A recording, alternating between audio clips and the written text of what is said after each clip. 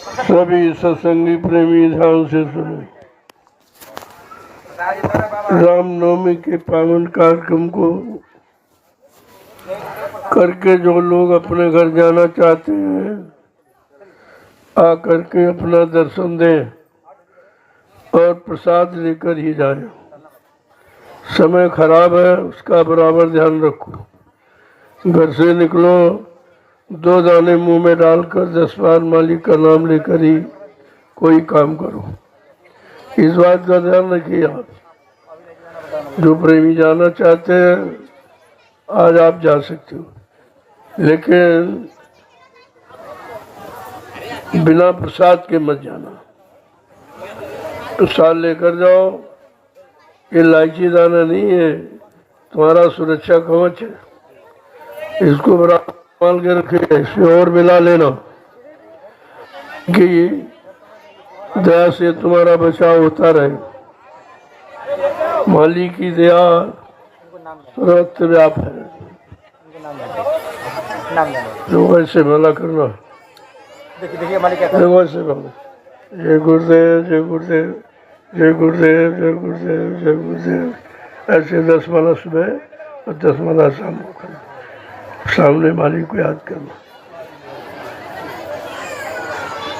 तो आप लोग अब प्रेम से विदा हो जाओ और आज हमेशा डोरी बनाए रखो। जब डोरी लगी रहेगी तब दया मिलती रहेगी।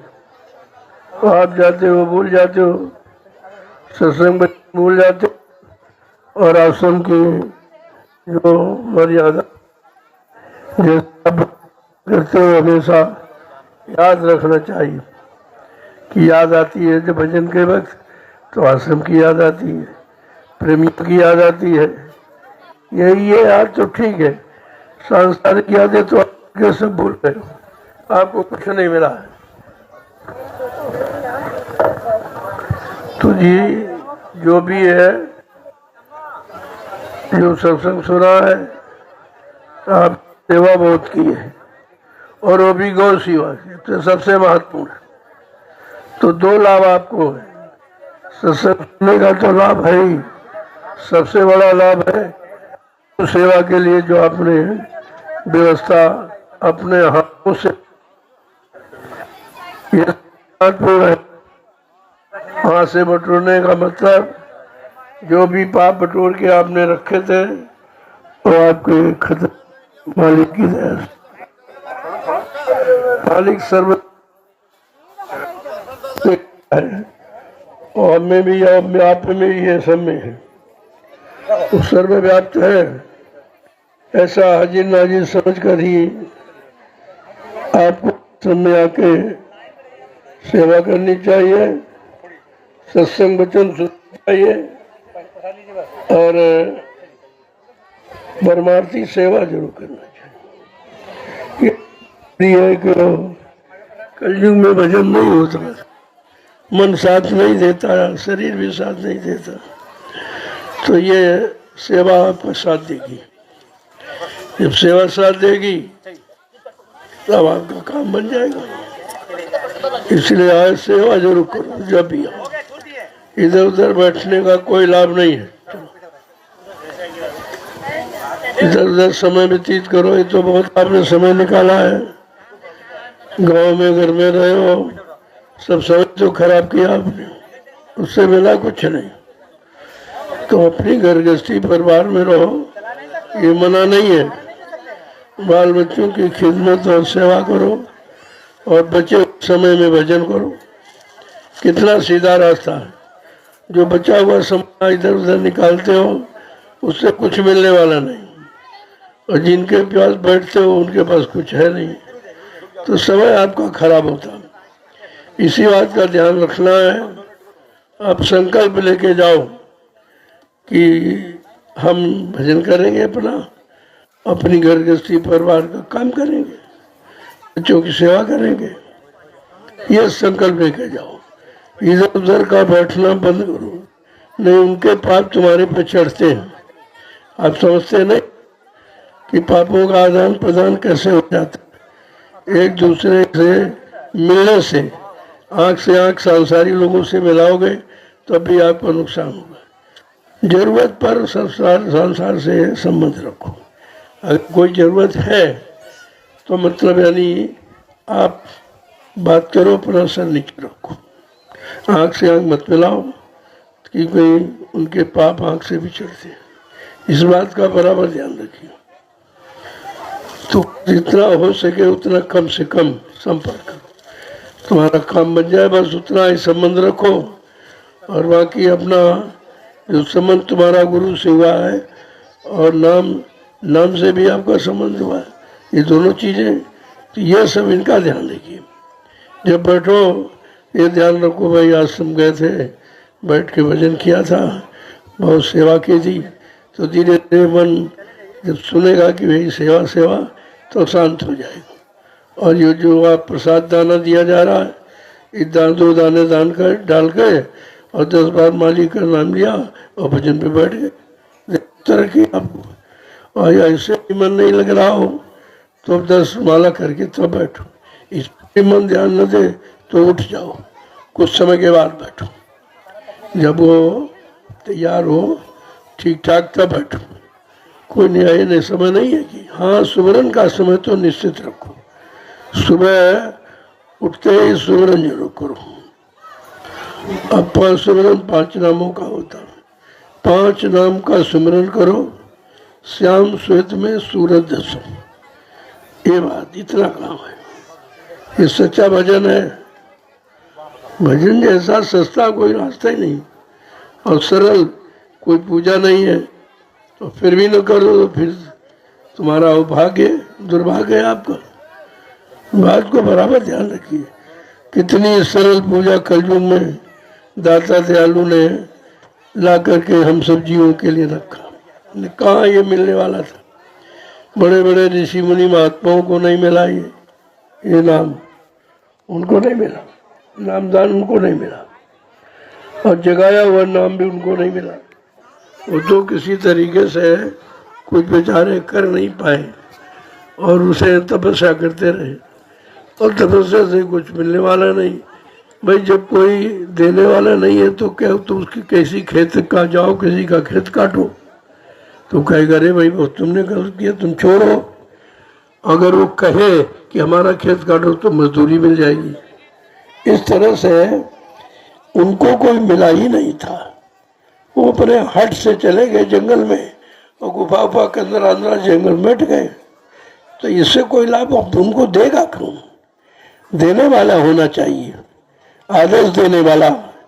आदेश देने वाला जब होता है तो उसकी जिम्मेदारी होती है कि आदेश तुमने दिया तो जीवों का काम करो, वो काम करता है।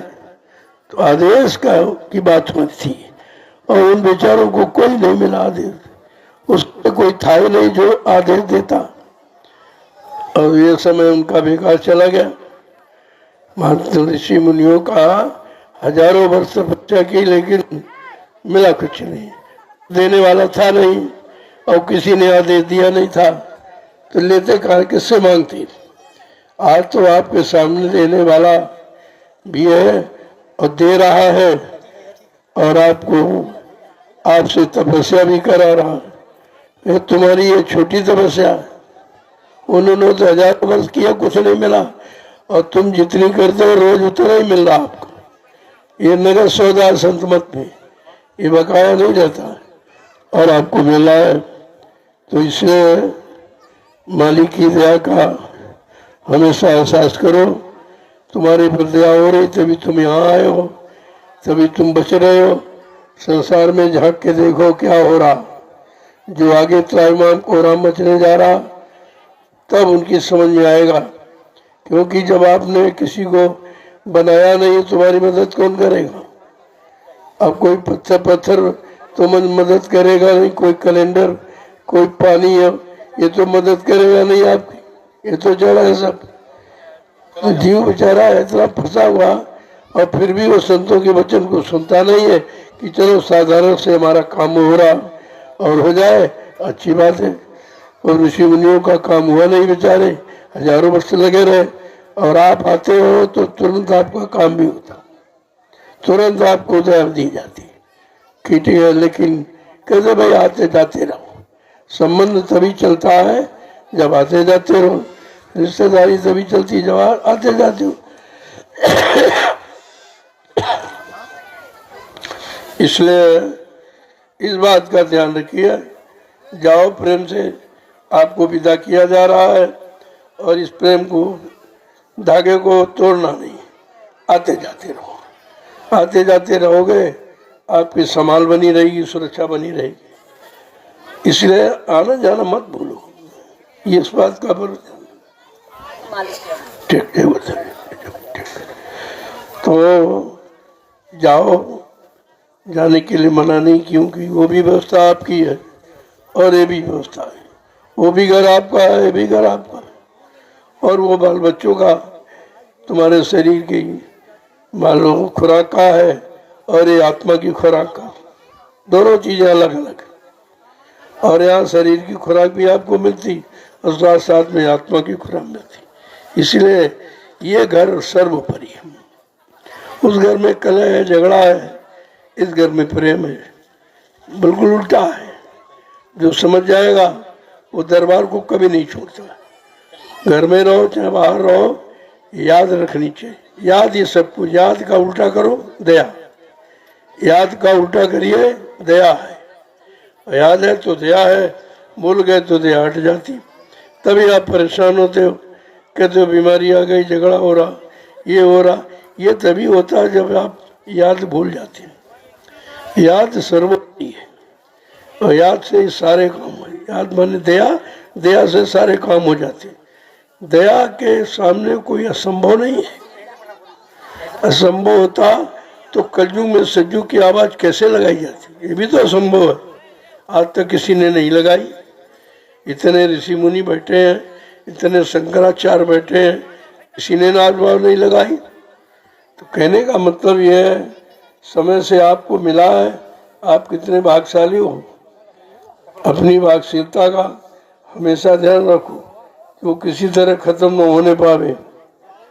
तो जाइए, घर जाओ और प्रसाद लेके जाओ। साथ साथ में हम प्रणाम करते हैं, इस प्रणाम को ध्यान रखना। ये प्रणाम किया गया है, हमको हमारा सम्मान किया। कोई इस तरह प्रणाम करके आपको कभी नहीं भेजता हो, कोई नहीं भेजता। घर में जाओ, घर वाले भी नहीं भेजते। ये दया केवल आश्रम की है और कहीं की नहीं। आएगा इसी आश्रमों का निर्माण किया गया कि आपको दया मिल जाए और मतलब यानी भजन करने का समय मिल जाए और साथ साथ में परमार्थी सेवा भी मिल जाए। आश्रम का निर्माण इसलिए होता है। और ये आपका घर है, क्योंकि ये आपकी गाड़ी कमाई से बना है। मेरा कुछ नहीं है, मेरा इसमें कुछ नहीं है।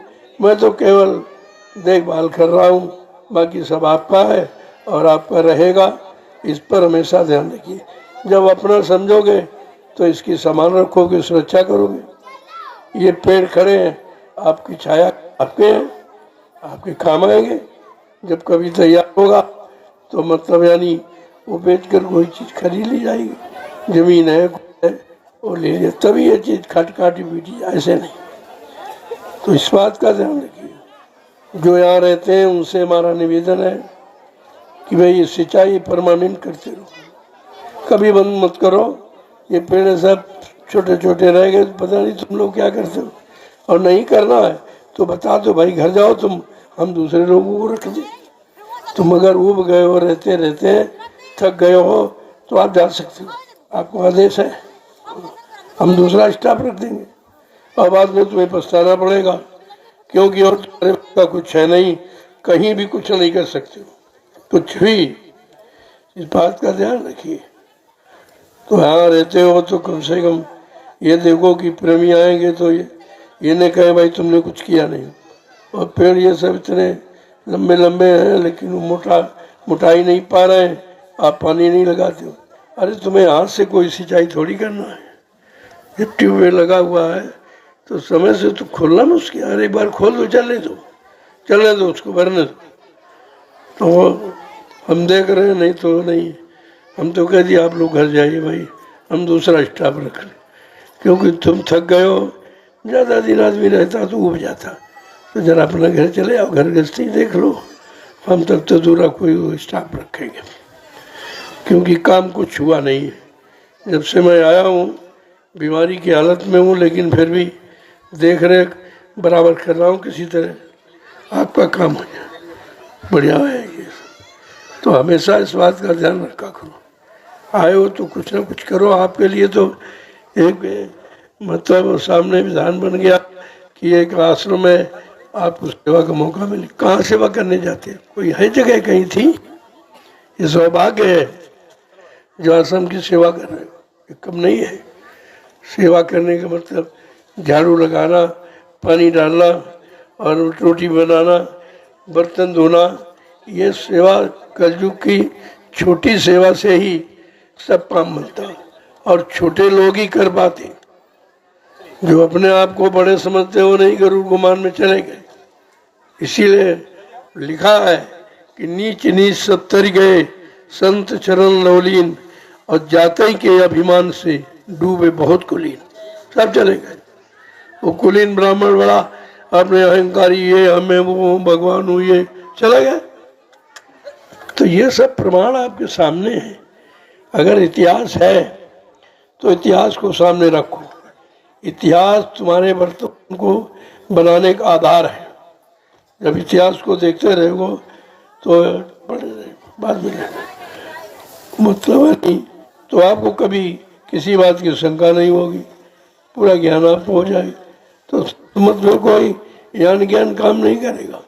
तुम कितना ज्ञान कर लो तो क्या पार हो जाओगे? क्या जीवात्मा जाग जाएगी? ये बखेड़ा या नहीं है, यहाँ उतना है जितने शब्दों से तुम्हारा मन और भजन में लग जाओ, बस। इसके अलावा कोई लिखा पढ़ी नहीं। वो लिखा पढ़ी सब झूठ है, काले अक्षर। ये आपको की बुद्धि को ठीक नहीं करते, मन बुद्धि चित्त को आप शांत नहीं करते। इतना पढ़ाई कर लो, पढ़ाई में कुछ नहीं। यहाँ तो केवल शब्द की पढ़ाई है। शब्द को पढ़ लो जिससे बुद्धि शांत हो जाए और आत्मा भी जगह अपने घर चली जाए, काम हो गया। अब यहाँ कोई पढ़ाई लिखाई, चले जाओ। कोई जो है यहाँ पढ़ाई लिखाई डिग्री फिग्री कुछ नहीं, यहाँ कुछ नहीं। ये बिगड़ी है, यही डिग्रियों ने तुमको बिगाड़ दिया, छोटे अहंकार करके। और डिग्री बिग्री क्या करेगी? पेट भर कुछ नहीं कर सकता और सब उसी में पड़े। गोस्वामी महाराज ने कहा, अरे भाई ये तो माता पिता शिक्षा देते हैं, माता पिता बालक के बुलावे और पेट भरे सोनी से सिखाए। बताइए, इतना सिखा दे, पेट भरे भर। दुकान करो, दफ्तर करो, नौकरी करो, चाकरी, किसके लिए? पेट के लिए। यहाँ नहीं पेट भर रहा। यहाँ देखिए आप, पेट की तुम्हारी कोई व्यवस्था तुम नहीं करते हो, और दोनों वक्त आपको पेट भरने के लिए भोजन मिलता है। तो आश्रम को समझो कि सब दुनिया इसी में जुटी पड़ी है, पेट भरने में।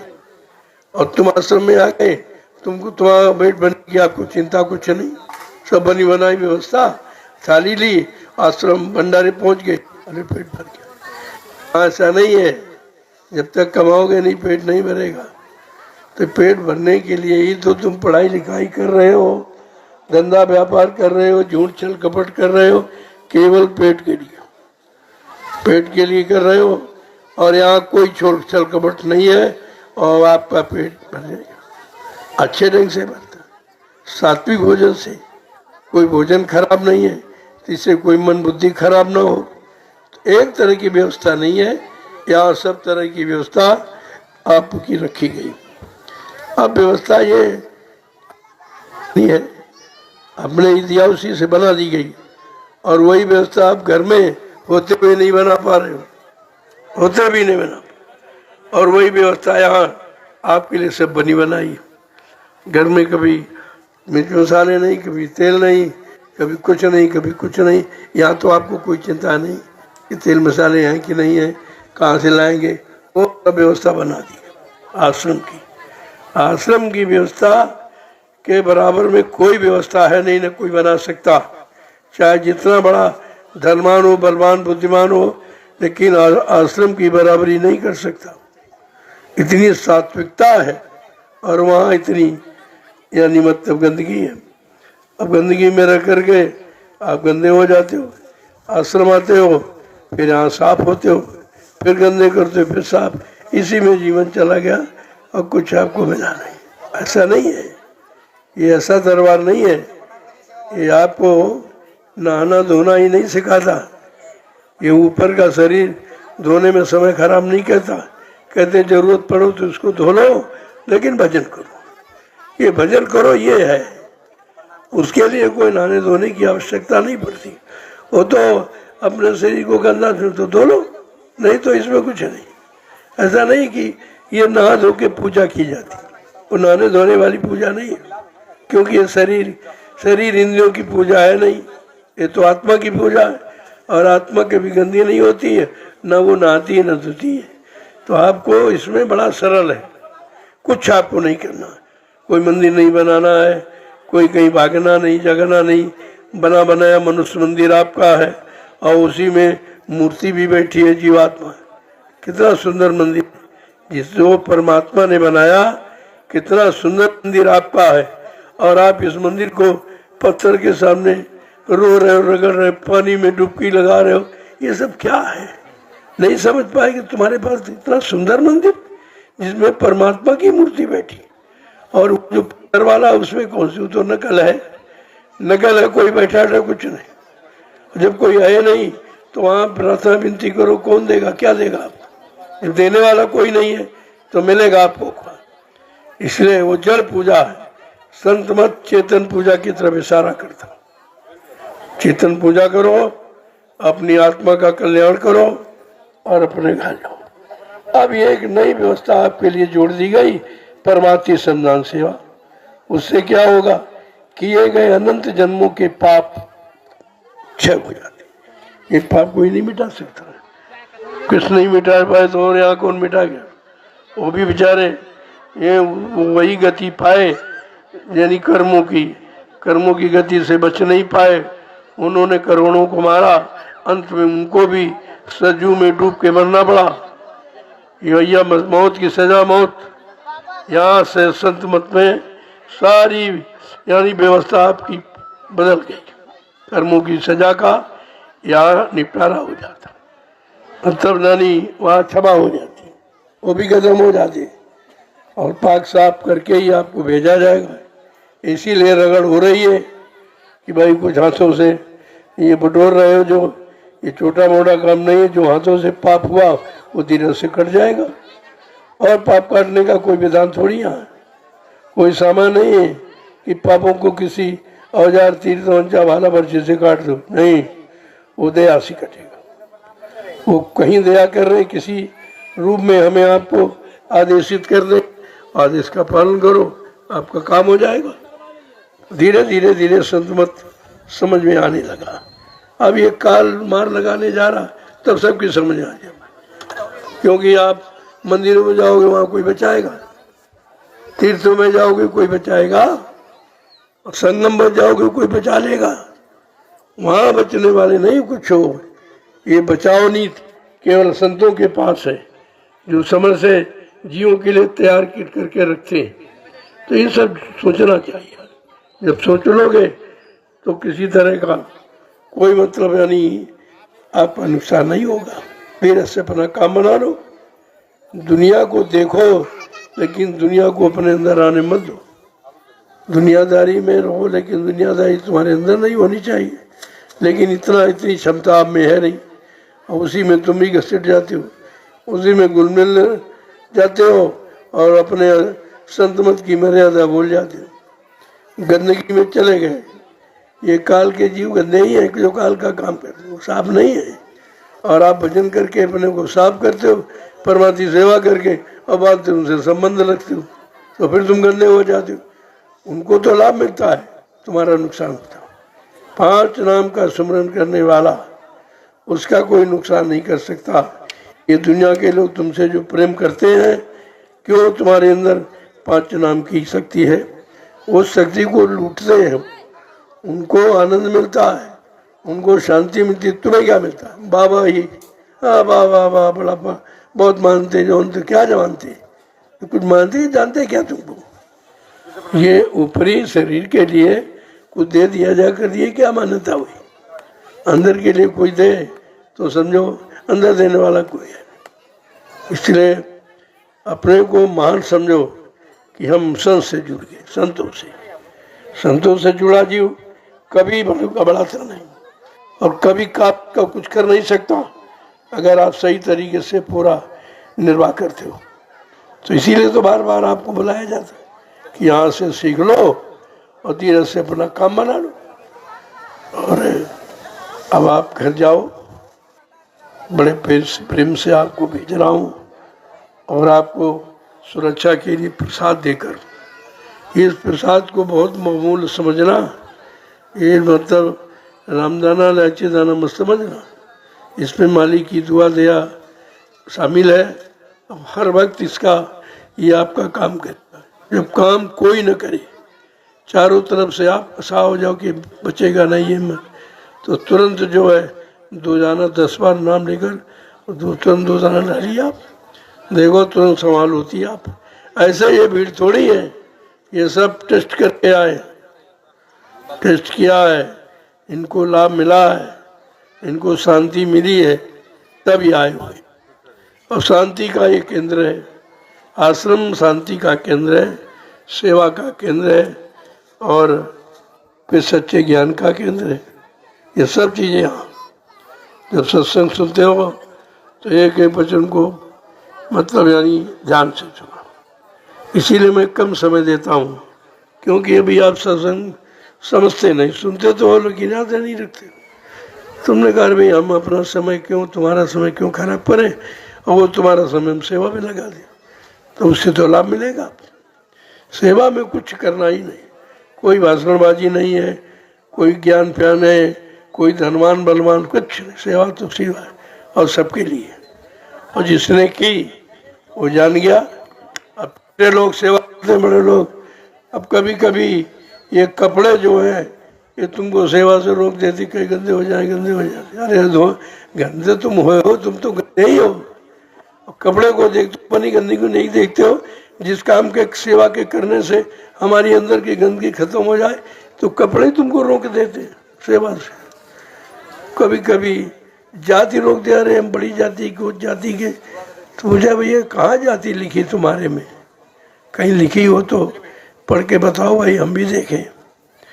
जात पात पूछे नहीं कोई, हरिका बजे सो हरिका, ये व्यवस्था है। अब शादी आदि के बारे में लोग आते हैं, कहते हैं ऐसा वैसा है, वो कुल है। हमने कहा क्या कुल है, कौन सा कुल तुम्हारा? तुम्हारा गुरु का कुल है, गुरुकुल, बाकी कोई कुल नहीं।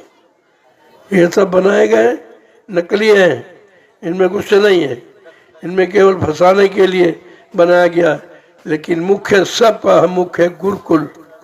गुरु का कुल हमारा कुल है। अगर गुरु का प्रेमी है तो हमारे कुल का है, हम उससे संबंध कर लेंगे। लेकिन तुम्हारी समझ में नहीं आता। अरे बेटी को जहाँ सुख मिले, शांति मिले, भजन का समय, सत्संग का समय मिले, वो तुम्हारे लिए, वो जात तुम्हारी है। जाति का मतलब ही होता है।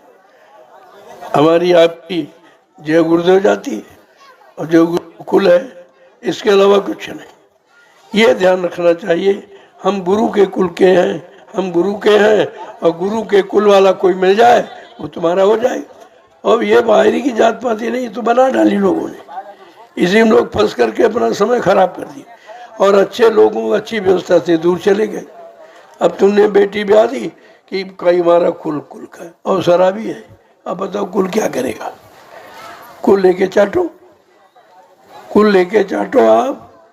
तो इसलिए ये देखो कि शाकाहारी है कि नहीं, भजन करता कि नहीं करता है, गुरु दरबार में समय देता, सत्संग सुनता है कि नहीं सुनता है। अरे बस आपके कुल का मिल गया, ऐसे से संबंध करो आप। लेकिन तुम जात पाती में फंसकर मैं बना खराब करते हो, और जात पाती वाला कोई मिलेगा नहीं, क्योंकि इस समय सब शराब का जोर है। शायद कोई ऐसा शराब में पीते, सब पीते, सब शराब, राजा प्रजा सब। इसी ने तो राजा ने ये सब ठेके खुलवा रखे, ऐसा राजा कलयुग में कहता हम धार्मिक है। अरे तुम धार्मिक हो तो धर्म की व्यवस्था करो, धर्म का प्रचार करो और धार्मिक स्थान बनाओ कि शराब के ठेके ये स्थान बनाए। मांस मंदिर जगह जगह काटे जा रहे हैं, सामने बिल्कुल एकदम कोई कहने वाला नहीं है ये धर्म है। तो ऐसे राजा को तो नरक में जाना पड़ेगा, क्योंकि तुम्हारे व्यवस्था में, तुम्हारे शासन में कितने जीवों को मारा काटा जा रहा और तुम चुप बैठे हो। चुप बैठने के बाद तब तुम्हारा सहयोग है। ये शराब जिससे कितने बेचारे जीव यानी बेकार हो रहे हैं, तन मन धन सब बर्बाद हो रहा है। ये तुमको सोचना चाहिए कि ऐसा हमारे देश में न हो कि देश की जनता खराब हो जाए, परेशान हो जाए। यह मतलब को सोचना चाहिए। ये जो चरित्रहीनता हो रही है, ये व्यभिचार जो हो रहा, ये शराब की देन है। शराब पीने से बुद्धि खत्म, एकदम पागल हो जाती, माँ बहन बेटी की पहचान खत्म हो जाती। इसीलिए तो महात्माओं ने सर्वप्रथम अपने सिद्धांत में शाकाहार रखा कि अगर शाकाहारी हो जाओगे सब बीमारियों से बच जाओगे, सब बीमारियों से बच जाओगे, कोई बीमारी तुम्हारे अंदर नहीं आएगी। लेकिन आप शाकाहारी बनने के लिए तैयार नहीं है। अब इतना जोर है मांस का, तो इसीलिए कुदरत अब जोर करने जा रही है। मांसाहारी बहुत मुश्किल से बच पाएंगे, अपने आप को बचा ही नहीं पाएंगे, सब अकल ठिकानी हो जाएगी सब। इसलिए समझाने से जब नहीं मानते हैं तो महात्मा चुप हो जाते हैं कि ऐसे नहीं मानेगा भाई, ये कुदरत की मार से मारे। कितना हिरण्यकशिपु को समझाया गया, नहीं माना।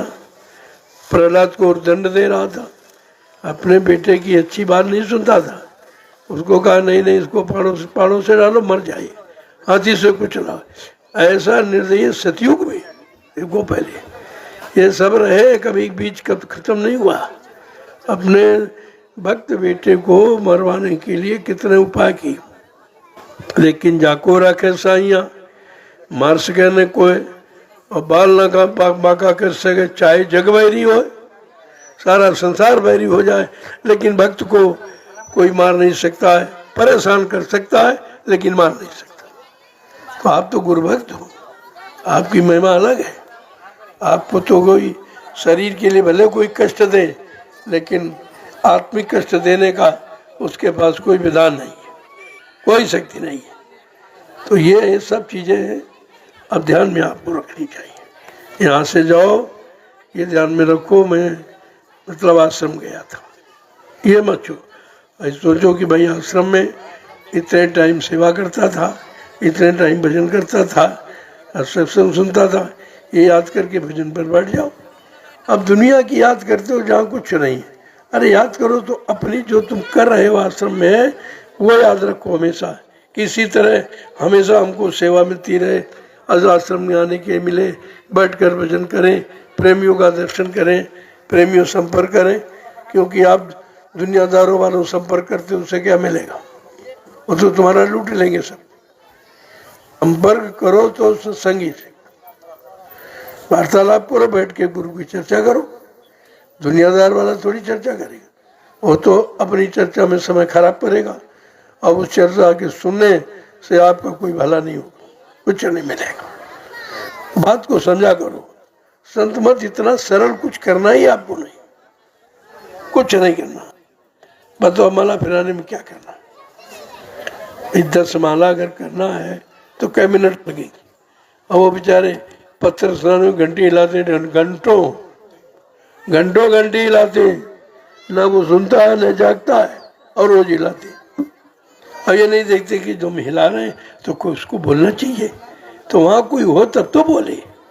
कैसी अंधी पूजा यानी लोगों ने सिखा दी, और तुम आँख वाले सब उस अंधी पूजा में फंसे पड़े। हमें तो बड़ा अफसोस होता है कि तुम्हारे आँख भी है, तुम्हारे कान भी है, तुम्हारे नाक भी है, तुम्हारे मुंह भी है, हाथ पैर भी, उसके पास तो कुछ भी नहीं। वो तो तुमने बना दिए हाथ पैर नाक मुंह, लेकिन वो काम करने वाले नहीं। मुर्दा के भी तो आँख कान नाक थोड़ी खत्म होते, फिर आप उसको मुर्दा मान करके जला क्यों देते हो, और इस मुर्दा की पूजा करते हो, ये भी तो मुर्दा।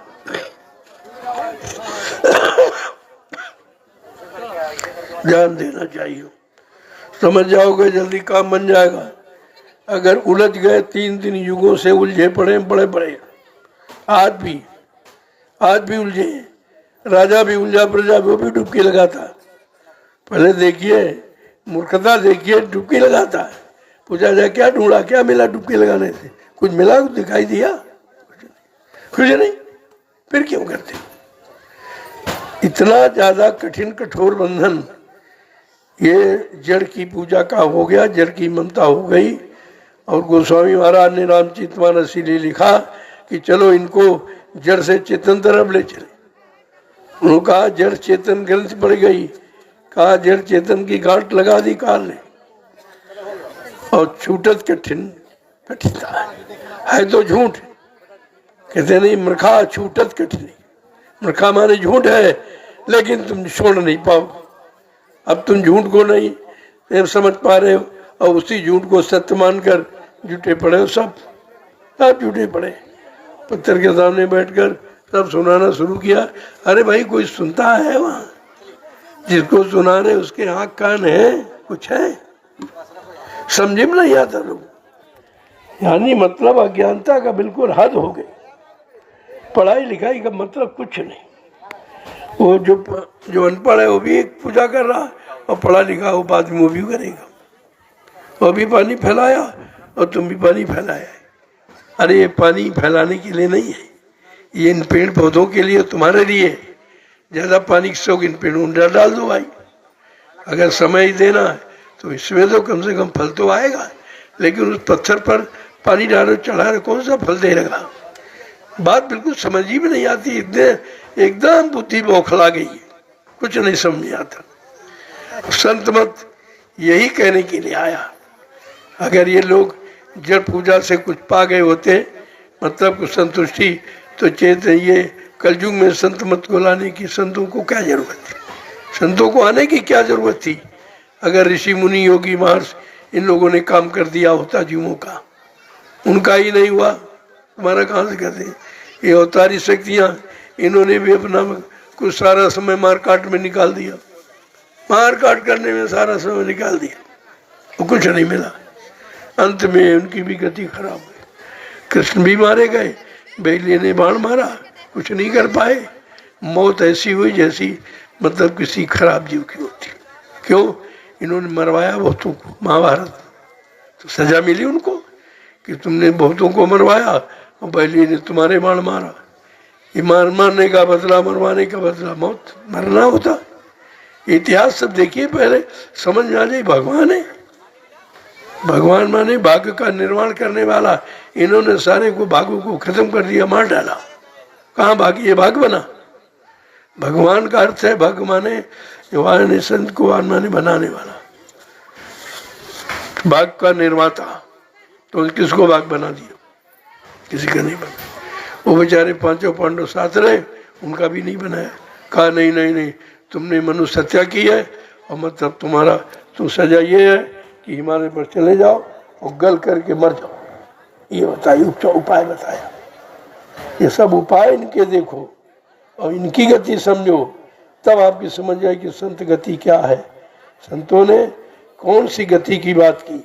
इन्होंने तो मार काट गति, दुर्गति की बात की है, लेकिन संतों ने सदगति की बात की। अपने आपको सदगति समझना चाहिए। तो धीरे धीरे जब आते रहोगे तो सब समझ में आ जाएगा। सत्संगों की प्यास रखो, जरा सा मौका मिले फौरन आ जाओ, दर्शन दीदार करो। इतने में जो वहाँ खराब हो गया वो कष्ट वो नष्ट हो जाएगा वो दर्शन से। भाई लोगों का दर्शन किया है, दुनियादारों का साथ में रहे हो तो वो तो गंदगी चढ़ गई। वो गंदगी संत दरस से अपनी खत्म कर लो, वो खत्म हो जाएगी आपकी। तरीका बहुत बढ़िया है। और अगर संसार से संसारियों से संबंध ना हो तो बहुत अच्छा है। लेकिन ऐसा नहीं, आप परिवार समाज में रहते हो, शरीर के लिए, बच्चों के लिए नौकरी है, खेती है, दुकान दफ्तर, तो करना ही पड़ेगा आपको। लेकिन इसको ईमानदारी से करो। ज़्यादा आ जाएगा तो भोगना पड़ेगा। फिर ज़्यादा वादा कुछ नहीं, यही भूल है। ये ज़्यादा कहाँ से ले आए तुम? ज़्यादा का मतलब चोरी। ज़्यादा मतलब छीना झपटी, ज़्यादा मतलब राजनी, पैसा ज़्यादा फालतू चक्कर मत रहो, जो मिले उसी में पना सक। नहीं ज़्यादा लाकर बच्चों को खिलाओगे, इन बच्चों की बुद्धि खराब हो जाएगी। एक बच्चा अगर खराब हो गया तो सब तुम्हारी दौलत बेकार हो जाएगी। औलादों के लिए करते हो, कम से कम औलाद के लिए शर्म करो कि कोई बुरी कमाई इनको मत खिलाओ। लेकिन नहीं मानते लोग, करते हैं, बड़े खुश हैं कि हम बच्चों के लिए हमने ये किया वो किया। अब बच्चे कहते हैं हमें गाली देते सुनते, तुमने गलत कमाई से उनको पाला है, गलत कमाई से उनको पढ़ाया, लिहाजा उनकी बुद्धि खराब है। अब वो तुम्हारा सम्मान नहीं करेंगे। अगर तुमने सही कमाई, गाड़ी कमाई से पढ़ाया लिखाया होता तो बच्चा तुम्हारी सेवा करता, इसका बहुत बड़ा असर पड़ता। अब ये नहीं कोई बात, दुनिया भर की रामायण बताएंगे, ये पढ़ो ये पढ़ो ये पढ़ो, अरे कुछ मत पढ़ो, अपने हित का पढ़ो, अपना भले का पढ़ो, अपने कल्याण का पढ़ो, वो पढ़ाई आपको करनी चाहिए। लेकिन कुछ नहीं, ये मतलब ये करें, ये पढ़ेंगे वो पढ़ेंगे वो पढ़ेंगे, उनसे बिगाड़ के अलावा कुछ नहीं। ऐसे ऐसे उपन्यास, ऐसे ऐसे गलत मानी शिक्षा वाली ये वस्तु किताबें छाप छाप कर नौजवानों के मन को खराब कर दिया। और नौजवान बेचारा इसके लिए पढ़ता है क्योंकि उसको नौकरी तो है नहीं। सरकार की कमी देखो कि जब पढ़ने लिखने गया कहा सब पढ़ो पढ़ो पढ़ो पढ़ो, अब बेचारे पढ़ गए तो बच्चे का काम पढ़ना, माँ बाप का काम खर्चा देना, लेकिन नौकरी देना व्यापार ये सरकार का काम, ये बच्चे का काम माँ बाप का नहीं है। लेकिन कुछ नहीं हो रहा, कुछ ही नहीं कर। तो तुमको भी सोचना चाहिए जो हमारा काम नहीं कर रहा हम इसका क्यों करें काम, तुरंत बहिष्कार करो।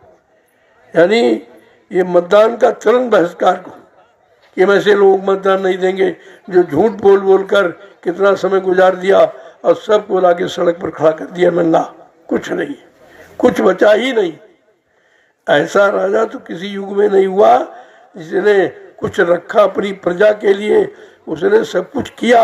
और ये राजा ऐसा प्रजा के लिए कुछ नहीं किया, सब अपने लिए कर, अपनी शौक के बेचारे गरीब था, कपड़े थे नहीं तो कपड़े के शौक में जुट गया, खाने पीने था नहीं तो उसमें जुट गया। ये है, गरीब को राजा बना दो तो गरीबी उसकी जाएगी नहीं, गरीबी का भाव नहीं जाएगा, गरीबी का विचार नहीं जाएगा। इसलिए पहले लोग राजा के बेटे को ही राजा बनाते थे, उसमें राजा का गुण रहता था। आज तो ऐसा कुछ नहीं। जब ऐसा कुछ नहीं तो देख लीजिए क्या हो रहा, ये भी तो देख लो। अरे जमीन भूमि वही है जहाँ कितने राजे महाराजों ने राज किया, किसी प्रजा को कोई कष्ट नहीं हुआ। लेकिन ये तुम्हारा राजा ऐसा कि कष्ट के सिवा तुम्हें कुछ दे ही नहीं सकता, देने के लिए इसके पास कुछ नहीं, कुछ भी नहीं है, लेने के लिए है। वोट दे दिए, चंदा दे दीजिए, नोट दे दीजिए, महंगाई दे दीजिए, टैक्स दे दिए, ये सब है, इसके अलावा कुछ नहीं। लेकिन भारत की जनता बेचारी कुछ समझ ही नहीं पा रही। अरे एक भी एक तमाचा मारा जाए, दूसरा मार दिया जाए, तीसरे से होशियार हो जाओ कि तीसरा कहाँ मारा जाएगा। गाल तो दो ही तुम्हारे पास, और दोनों गाल पर तमाचा खाए हो और तीसरी बार फिर नंबर आ गया और समझ में नहीं आ रहा। हमारे जैसा स्पष्ट कहने वाला अब इस समय हिंदुस्तान में कोई नहीं।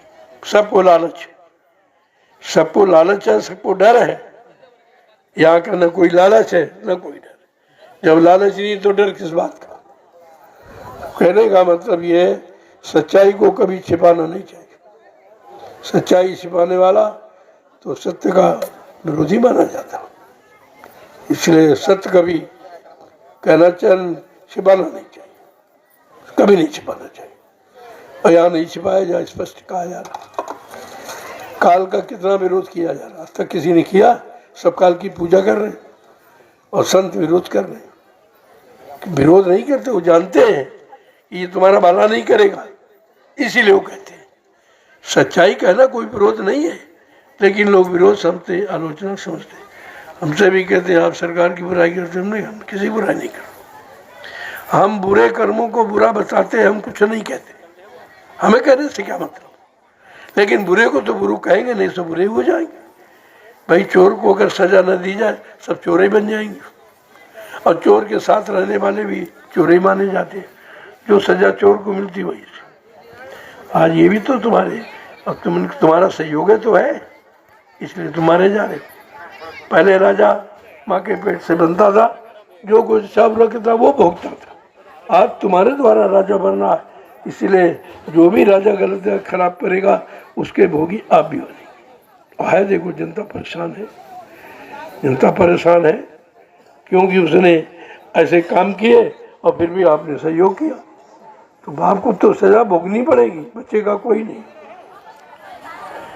कहा कि ऐसा समय खराब बचेगा साधु जन कोई जो हर से लो लगाएगा। इस बारी आपत्ति की मुसीबत में जो कुदरत त्रायमान को आराम करने जा रही है, उसमें केवल बचेगा कौन? साधु जन कोई जो हर से लो लगाएगा, जो गुरु से लो लगाएगा, हर से लो लगाएगा।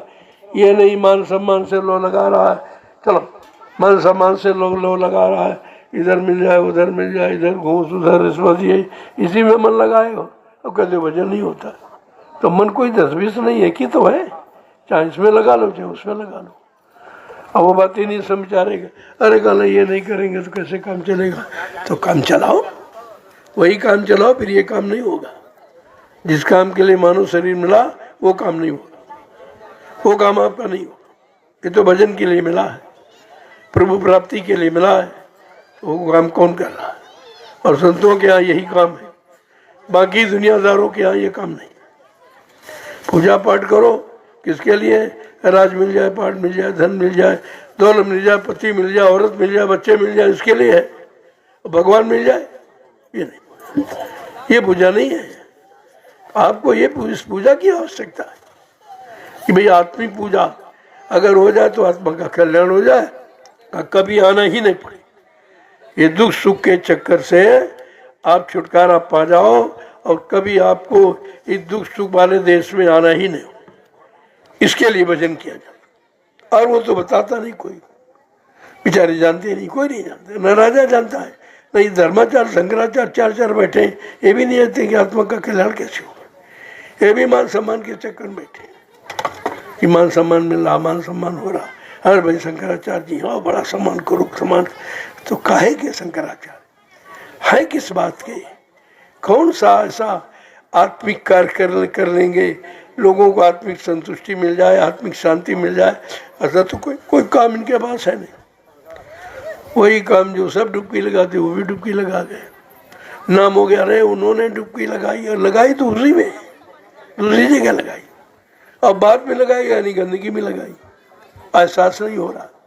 तो ये एक दूसरे की नकल, ये सबसे करता ना। मैं नकल करते रहोगे तुम्हारे अंदर कभी अच्छा नहीं आएगा। यही चाहोगे नकल मिल जाए तो लिख देंगे, वैसे नहीं लिख सकते। कहा जाए लिखो, कहते कुछ मालूम नहीं, नकल मिल जाए सब लिख देंगे, लेकिन वो तुम्हारा नहीं है, वो तुम्हारा कभी नहीं हो सकता। केवल भूल भ्रम है कि हमारा हो गया हमारा, चाहे ऐसा धन हो और चाहे ऐसा कोई सामान हो, वो आपका लेके निकल जाएगा, आपका भी लेके निकल जाएगा। एक तो आप सेवा में जुड़े हो, इस सेवा से आपका बहुत काम हो रहा। आप जो भी सेवा दे रहे हो देख लो कितनी जल्दी 4-5 ही साल अभी हुए, 3 आश्रमों का निर्माण हो गया, कितनी आपकी ज़मीन हो गई, सारी आपकी व्यवस्था हो गई। आप कहाँ बैठते, कहाँ सत्संग सुनते, भोजन करते, तो आप ये देख रहे हो आपकी कमाई का कितना बड़ा उपयोग है। ये कहीं नहीं है, तुम दुनिया में कहीं चले जाओ, लाखों रुपए दे आओ, तुम्हारे लिए कोई व्यवस्था नहीं होगी। लेकिन यहाँ देख लीजिए तो खुली व्यवस्था है।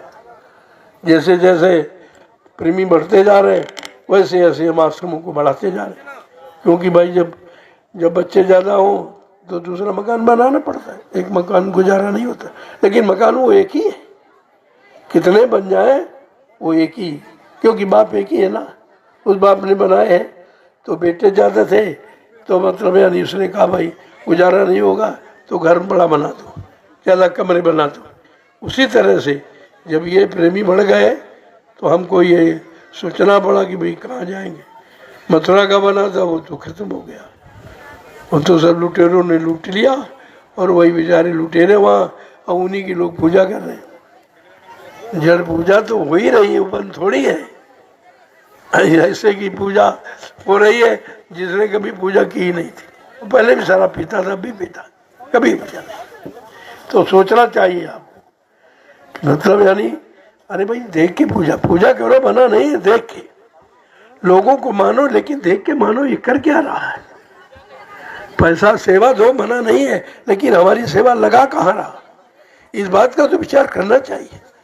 मैं किसी की आलोचना नहीं करता, लेकिन सत्य को छिपने भी नहीं देता, ये जरूर है। तो इसी को लोग कहते हो बाबा जी विरोध करते हैं। फिर हमने भाई किसका हमने विरोध किया, हमने तुमको अच्छी शिक्षा दी है कि अच्छा काम करो, तो आप अच्छा काम क्यों नहीं करते हो। तो इसमें कौन सा वो ये बार बार फेंकता रहता। तो सोचना चाहिए कि ये व्यवस्था तुम्हारे लिए है और तुम अपनी व्यवस्था को देख रहे हो। हमने बनाया है, आप उसको संभाल के रखो, क्योंकि तुम्हारे लिए बनाया, तुम्हारी है। तो जो भी आओ चारों तरफ देखो, कहीं टिको रहो, कोई पाबंदी नहीं है। अब कोई फसल खड़ी है उसका ध्यान रखो, उसे के लिए रोका जा रहा, अब कह रहा है हमको रोकते हैं, हमने सेवा दी थी, ये अहंकार करता है। अरे सेवा दे देती तो कोई बिगाड़ने के लिए दी थी, सेवा देती तुम्हारा बना खड़ा हुआ है। अब इसको अगर सब लोग बिगाड़ने में लग जाओ तो ये सुरक्षित नहीं रहेगी, बिगड़ जाएगी। तो कहाँ रोका वहीं जाता है जहाँ तुम्हारा नुकसान होता है। अब ये सब्जियाँ बो दी हैं, लग गया तो रोकना टोकना ही पड़ेगा, तो बच्चे उखाड़ फेंक देंगे। इसलिए मैंने कह दिया भाई बच्चों को मत लाया। सतगुरु धाम में जितना पेड़ बगीचा लगाया, जब सत्संग होता तुम सत्संग सुनते हो, बच्चे तुम्हारे तोड़ फोड़ बाजार पत्ते नोच नाच डालते। तो नहीं भाई देखो, अगर संभाल नहीं कर सकते मत लाया करो, या तो संभाल लो अपने बच्चों को बैठा लो। अरे कुत्तों के कान में शब्द पड़ेगा, ये संस्कार बन जाएगा। लेकिन कुछ नहीं, इनको भी कोई होश नहीं है। बच्चे तो ले आते हैं, लेकिन बच्चों पर संस्कार डालने के लिए लाएगा। महात्मा संस्कार डालते, और संस्कार है सत्संग। जब उनके कान में जाएगा, सेवा में तू करे, वो भी सेवा करेंगे, लगेंगे, संस्कार बदल जाएगा। और कहीं सेवा है नहीं दुनिया में, किसी मिशन आश्रम में चले जाओ आपको सेवा नहीं मिलेगी। क्यों? वहाँ की व्यापी व्यवस्था है। जाइए वहाँ बढ़िया सी थाली, बढ़िया भोजन, जो घर में खाते वही वहाँ मिले। अरे हमने कहा ये भोजन होटलों पर बहुत मिलता है, गेस्ट हाउसों में मिलता है, और यही आश्रमों में भोजन दिया जाए तो ये कौन सी परंपरा है। लेकिन नहीं, हमारे यहाँ नहीं, बिल्कुल साथी भोजन भंडारों में बनता है। आप कहीं किसी भंडारों में चले जाओ, ये भी आपको नहीं कहना, नहीं कहेगा कि भाई हमारे भंडारे में क्यों आए, वो तो बुलाएंगे और बुला के आपको खिलाएंगे। ऐसी व्यवस्था कहीं नहीं। तो व्यवस्था के बारे में भी कोई नहीं कह सकता, और साथ साथ में जन कल्याण की बात भी नहीं कोई कर रहा। मैंने जो घोषणा की है वो इस नैमी सारण क्या पूरे कई जिलों में ये व्यवस्था नहीं है। जय गुरुदेव आध्यात्मिक गुरुकुल, मतलब यानी ये सब पूरी व्यवस्था हिंदी संस्कृत महाविद्यालय का निर्माण होने जा रहा है। सरकार के पास मैंने एप्लीकेशन भेज दी है कि भाई मैं यह काम करने जा रहा हूँ, आप अगर कोई सहयोग करें तो हमारे प्रेमी इतने खुद ही कर डालेंगे, हमें तुम्हारी ज़रूरत नहीं। लेकिन सूचना एक बार दे रहा हूँ, क्योंकि इसमें अनुदान मिलता है। हम नहीं चाहते कि आप किसी का लगाएं, हम तो अपने प्रेमियों का लगाना चाहते। प्रेमियों के गाड़ी कमाई से ही हम इस विद्यालय का निर्माण करना चाहता हूँ। ऐसा हिंदुस्तान में कहीं नहीं। ये अनोखा काम है आपका, आपके द्वारा हो रहा।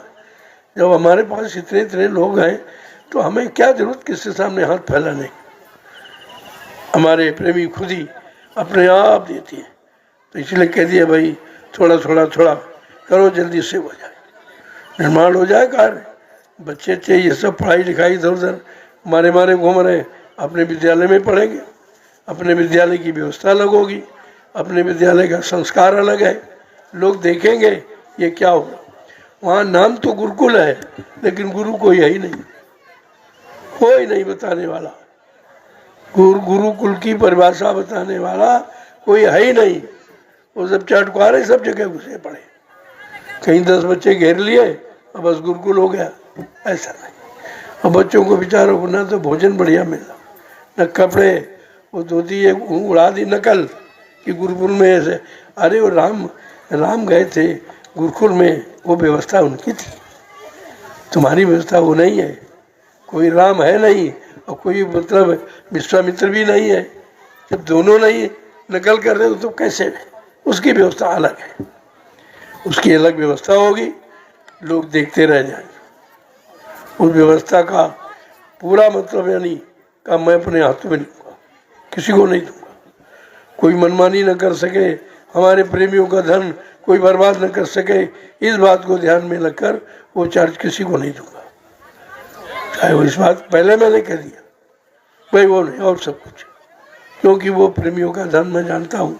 बेचारे गरीबों ने पेट काट कर बच्चों को नहीं खिलाया, ला के हमको दिया है, वो दर्द हमको लिया जा, ये काम हम आपको सौंपेंगे नहीं, क्योंकि आपको दर्द तो है नहीं, तुमने दर्द देखा नहीं, मैंने देखा है। बेचारे रोते चिल्लाते आए, आज ये हो जाए, ये हो जाए, ये कर दो, ये कर दो, वो कर दो, तब उसने 10 रुपये निकाल के दिया।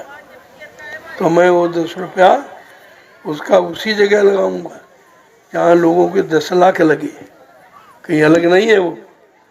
आपको विचार करना चाहिए। उन्होंने कहा ये बड़ा काम है, थोड़ा भी बढ़ा के दो, क्योंकि ये महंगाई के समय हर चीज़, हर महंगी चीज़ मिलेगी, इसलिए थोड़ा सा बढ़ा के दो और जल्दी से निर्माण हो जाएगा। मैं चाहता हूँ कि सन 26-27 तक विद्यालय तैयार हो और लोगों इसके बाद परिवर्तन है, और परिवर्तन जब हो जाएगा तुरंत थोड़ी कोई बना देगा, उसके लिए पहले व्यवस्था करनी पड़ेगा। परिवर्तन होगा तो आपको सोचना चाहिए कि जब परिवर्तन होगा तो हम तुरंत कोई चीज़ बना नहीं पाएंगे, तुरंत व्यवस्था नहीं दे पाएंगे, इसलिए व्यवस्था पहले से बनाई जाती। आपके यहाँ बारात आनी पता है, व्यवस्था सालों से करते हो, एक दिन में नहीं कर पाते हो। ये तो बहुत बड़ी बारात है और कितने लोगों का कल्याण होगा, क्योंकि कल्याण करने वाला वो ईमानदार है। हमको कुछ चाहिए नहीं, लोग इसीलिए करते कि हम मैनेजर बन जाएंगे, हम मतलब यानी ये बन जाएंगे, संस्था हमारी होगी, ये दिमाग में नहीं। संस्था जिनकी है उनकी ही रहेगी। मैं केवल सुपरविजन कर सकता, देखभाल कर सकता, किसी चीज़ का अपव्यय नहीं होगा, नुकसान नहीं होगा, इसलिए मैं उसको अपने हाथ में रखूँगा। बाकी मेरा कोई उद्देश्य नहीं है कि मुझे मैनेजर बनाया जाए, व्यवस्थापक बनाया जाए, ऐसा कोई विचार नहीं। अब ऐसे ही प्रेमी मान रहे हैं, ऐसे तो हमें उससे क्या जरूरत है, लेकिन व्यवस्था संभालने के लिए तो कुछ न कुछ करना पड़ेगा। अगर बिल्कुल हमने छूट कर दिया तो अभी नहीं चल पाएगा, क्योंकि ये सब वो भाव वाले हैं नहीं, विचार वाले। वो तो इस उद्देश्य से आएंगे बार पैसा बस पैसा मिले और कोई उनका उद्देश्य है नहीं, तो व्यवस्था खत्म हो जाएगी। हर व्यवस्था की देख रेख भी जरूरी है, ऐसे थोड़ी है। तो एक बार बन गया इसका मतलब थोड़ी हम उससे हाथ हटा लें, नहीं, उस पर पूरा देख रेख रखूँगा कि किसी तरह का कोई लोग नुकसान न कर सके, उसका दुरुपयोग न कर सके, प्रयोग के लिए है। और बच्चों की व्यवस्था बिल्कुल अलग, भोजन की व्यवस्था उनकी अलग, रहने सहने की व्यवस्था अलग। वहाँ जब जो पढ़ाई है वो तो है ही, और इसके जो बाद में समय होगा वो लाइब्रेरी में होगा। लाइब्रेरी खोलकर उनको धार्मिक पुस्तकों का पूरा ज्ञान, धार्मिक ग्रंथ खरीदेंगे, मतलब उनको वहाँ रखेंगे। उसके लिए वहाँ एक व्यक्ति रहेगा जो पढ़ा लिखा होगा और त्यागी भी होगा, उसको रखा जाएगा। तो अभी से छटनी हो रही भाई कौन पढ़ाएगा कौन रहेगा क्या। तो मैं देख रहा हूँ संगत में बहुत बेचारे लोग हैं, ठीक है, देखेंगे तुम्हारा काम अच्छा, तो हमको का तो अच्छे लोगों की ज़रूरत है। हमें जात पात से मतलब नहीं है, अच्छे लोग, न गरीब अमीर से मतलब। और ये वहाँ रहेगा भी नहीं कि भाई अमीर है चलो उनको पहले ये व्यवस्था दी जाए, नहीं, जो व्यवस्था है वो सबके लिए समान होगी, उसमें कोई इस तरह का नहीं। इसीलिए मैं रहूँगा, ऐसा नहीं कि और इतनी जल्दी हो जाए एक नया निर्माण। आप समझिए किसी आश्रम में ये काम नहीं है, ये तो नैमिष है। यहाँ तो संस्कृत और धर्म का प्रचार होना ही चाहिए। योगी भी वो कह रहे हैं कि यहाँ पर्यटक घोषित करूँगा, इसको मतलब यानी और अच्छा बनाऊँगा। तो जब तुम अच्छा बनाओगे तो तुम्हारे बनाने से पहले मैं अच्छे नींव डाल दूंगा, अच्छे काम की भूमिका तैयार कर दूंगा कि आप इस तरह कार्य करिए, क्योंकि यहाँ कोई विद्यालय नहीं है। हिंदी संस्कृत महाविद्यालय, वो भी आध्यात्मिक, आध्यात्मिक शब्द लगा हुआ, जय गुरुदेव आध्यात्मिक गुरुकुल, ऐसे नहीं है। पहले उसको पढ़िए नाम का, ये नाम कैसा लिखा गया है। आप हिंदुस्तान के विश्व में चले जाओ, इस तरह का नामांकन कहीं नहीं मिलेगा। अध्यात्म तो जानते ही नहीं, तो लिखेंगे क्या ही। और दुनियादार सब बताएंगे फलाने नाम का विदा, सलाने का ना, जो मर गए उनका नाम रखेंगे। यहाँ ये नहीं है, यहाँ मरना जीने की बात नहीं है। यहाँ जो मौजूद है वर्तमान में, उसे काम होगा उसी को रखा जाएगा, क्योंकि मूर्तियाँ नहीं कुछ। अब उनको सरकार से पैसा लेना है, चलो भीमराव अम्बेडकर का मूर्ति खड़ी कर दो, वो भी बेचारे मर गए, मरा मुर्दा क्या करेगा। कहा उनके सिद्धांत है, हमने क्या तुम सिद्धांत नहीं जानते हो, तुम सिद्धांत नहीं बना सकते हो, तुम पढ़े लिखे नहीं हो, ये सब विचार करना चाहिए। क्या डर दिया फेंकते भाई। तो इसलिए आपके विद्यालय का जब शुभारंभ होगा भूमि पूजन, तब सबको सूचना दी जाएगी, सब लोग शामिल हो। ऐसे नहीं, ऐसे अन्य लोगों की तरह नहीं, ऐसे कि कहीं फ्री फंड जमीन मिल गई, फट से कब्जा करने के लिए शुरू कर दिया, किसी को नहीं पता भाई क्या करने जा रहे हैं, कुछ नहीं।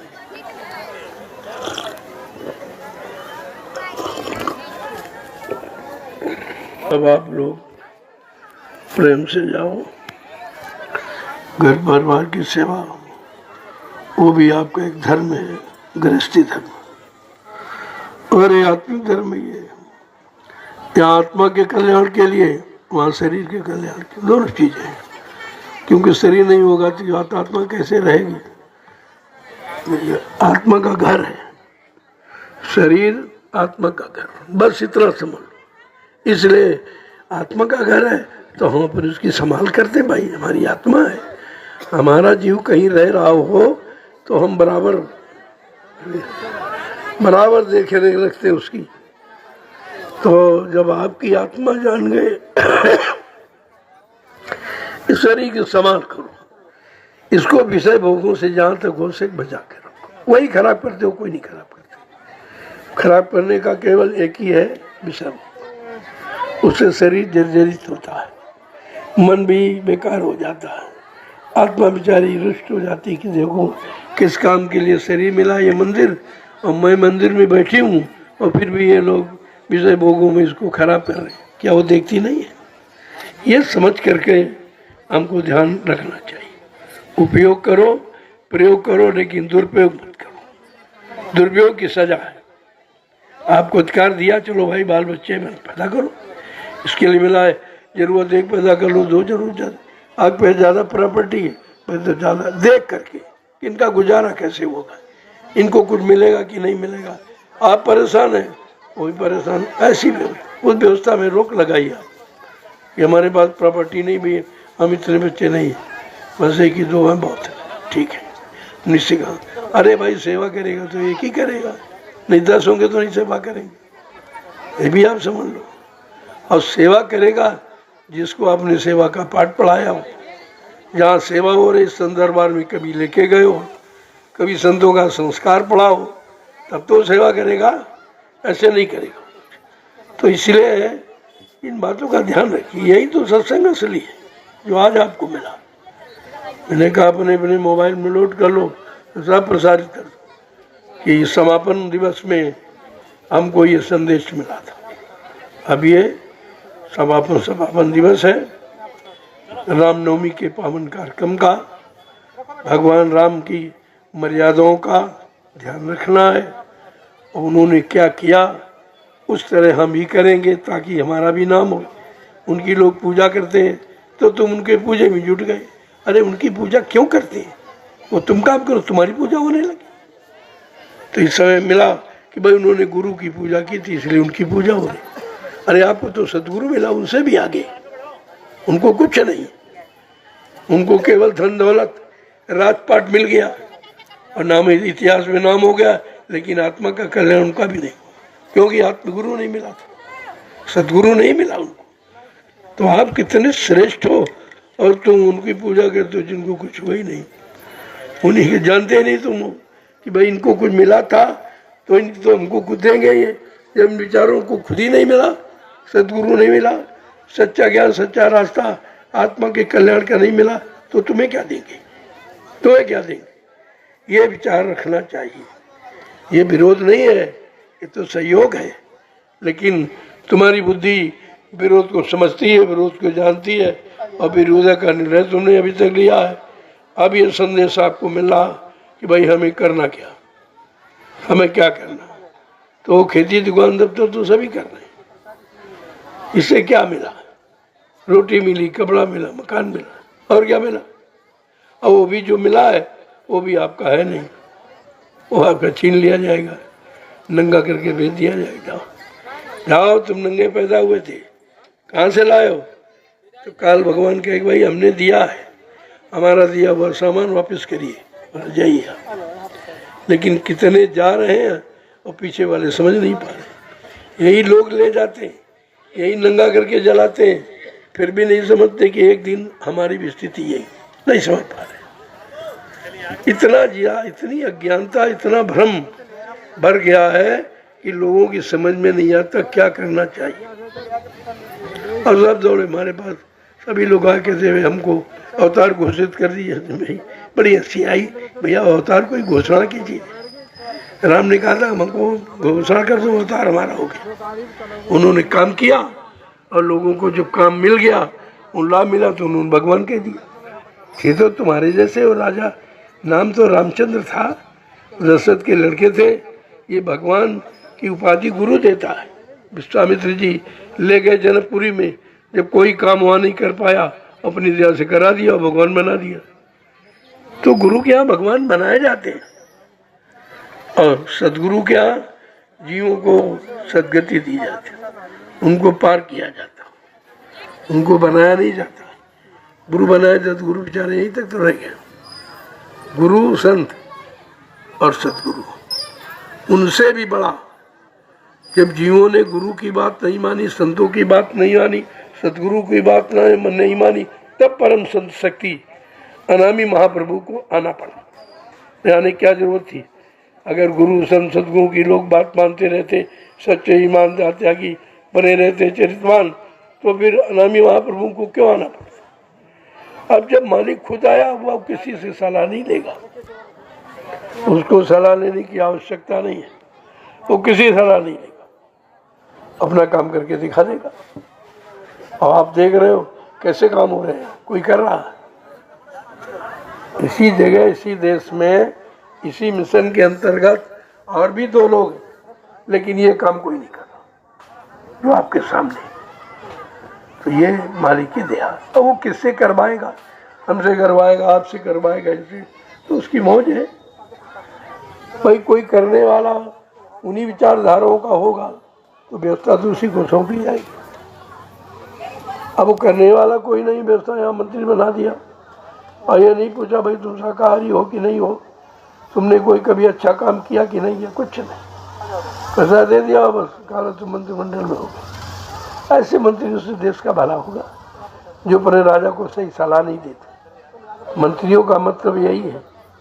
मंत्री थे महात्मा विदुर, महामंत्री थे, उन्होंने अपने राजा को कितनी सलाह कि राजन ये अधर्म है, ये युद्ध अधर्म है, परिवार की लड़ाई खराब होती है, लिहाजा उनका हिस्सा उनको दे दो और अपने बच्चों को सलामत, आपस में लड़ भिड़ जाओगे, मर जाओगे तो परिवार का ही नुकसान होगा। लेकिन नई बात समझ में आई। जब अच्छी बात समझ में नहीं आई, उनके साथ अच्छे लोग जुड़े थे, उन्होंने भी नहीं सुना। भीष्म पितामह, गुरु द्रोणाचार्य, कृपाचार्य सब तो जुड़े थे, लेकिन सलाह नहीं अच्छी थी, और उसी में शामिल हो गए, उन्हीं तरफ से दुबी लड़ने लगे, लिहाजा उनका भी विनाश हुआ और उनका सब पूरे बच्चे सब उसके मारे गए। नहीं सीख मानी तो भी उन्होंने, महात्मा विदुर ने तो भाई इस्तीफा दे दिया, पगड़ी उतारी, कहा ये लो आपको, अब मैं आपके राज से चला जाऊंगा। जब यहाँ कोई अच्छी बात सुनने वाला नहीं। यहाँ किसी मंत्री ने इस्तीफा दिया, इतना मंत्रिमंडल बनाया गया है और किसी ने अपने राजा को ये सलाह दी है कि आप ऐसा काम करो कि आपका इतिहास बन जाए, आपकी पूजा हो। प्रजा पालक राजा का नाम है, प्रजा का पालन करने वाला, ये नहीं अब अपनी मौज मस्ती का पालन करने वाला, ऐसा नहीं लिखा। राजा बड़ा त्याग करता था, त्याग कर रहा, ऐसे नहीं।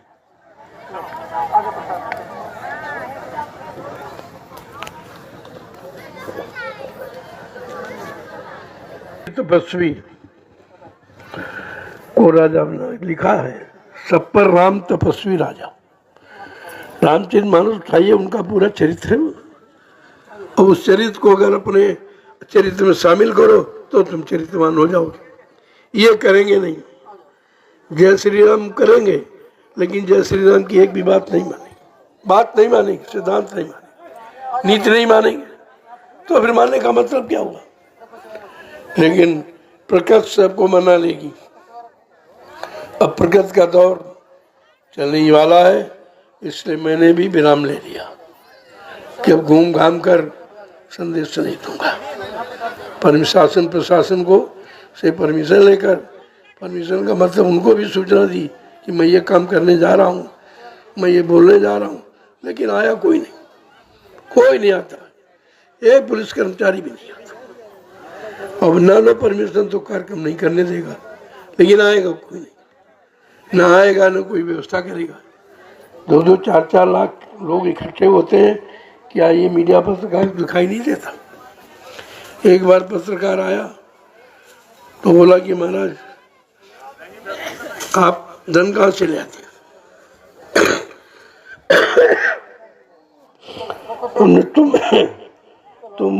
मानने वाले कौन, तुम पूछने वाले कौन, तुमने कभी दिया 2 पैसे? कल नहीं दिया, फिर तो हिसाब का मांगते हो और तुमको दिखा भी दूं। प्रेमियों से कहा तुरंत, कोई 10 कोई 150, जिसके पास जो था एकदम बरसात ही होने लगी। अब वो सब तंग रह गई है कि हमने ये देखो, देख लो भी, बैंक पूछते थे आपका बैंक कहाँ थी, ये हमारा कहना, ये तो सेवा है, हमने सेवा श्रद्धा बैंक है जो कहीं नहीं है।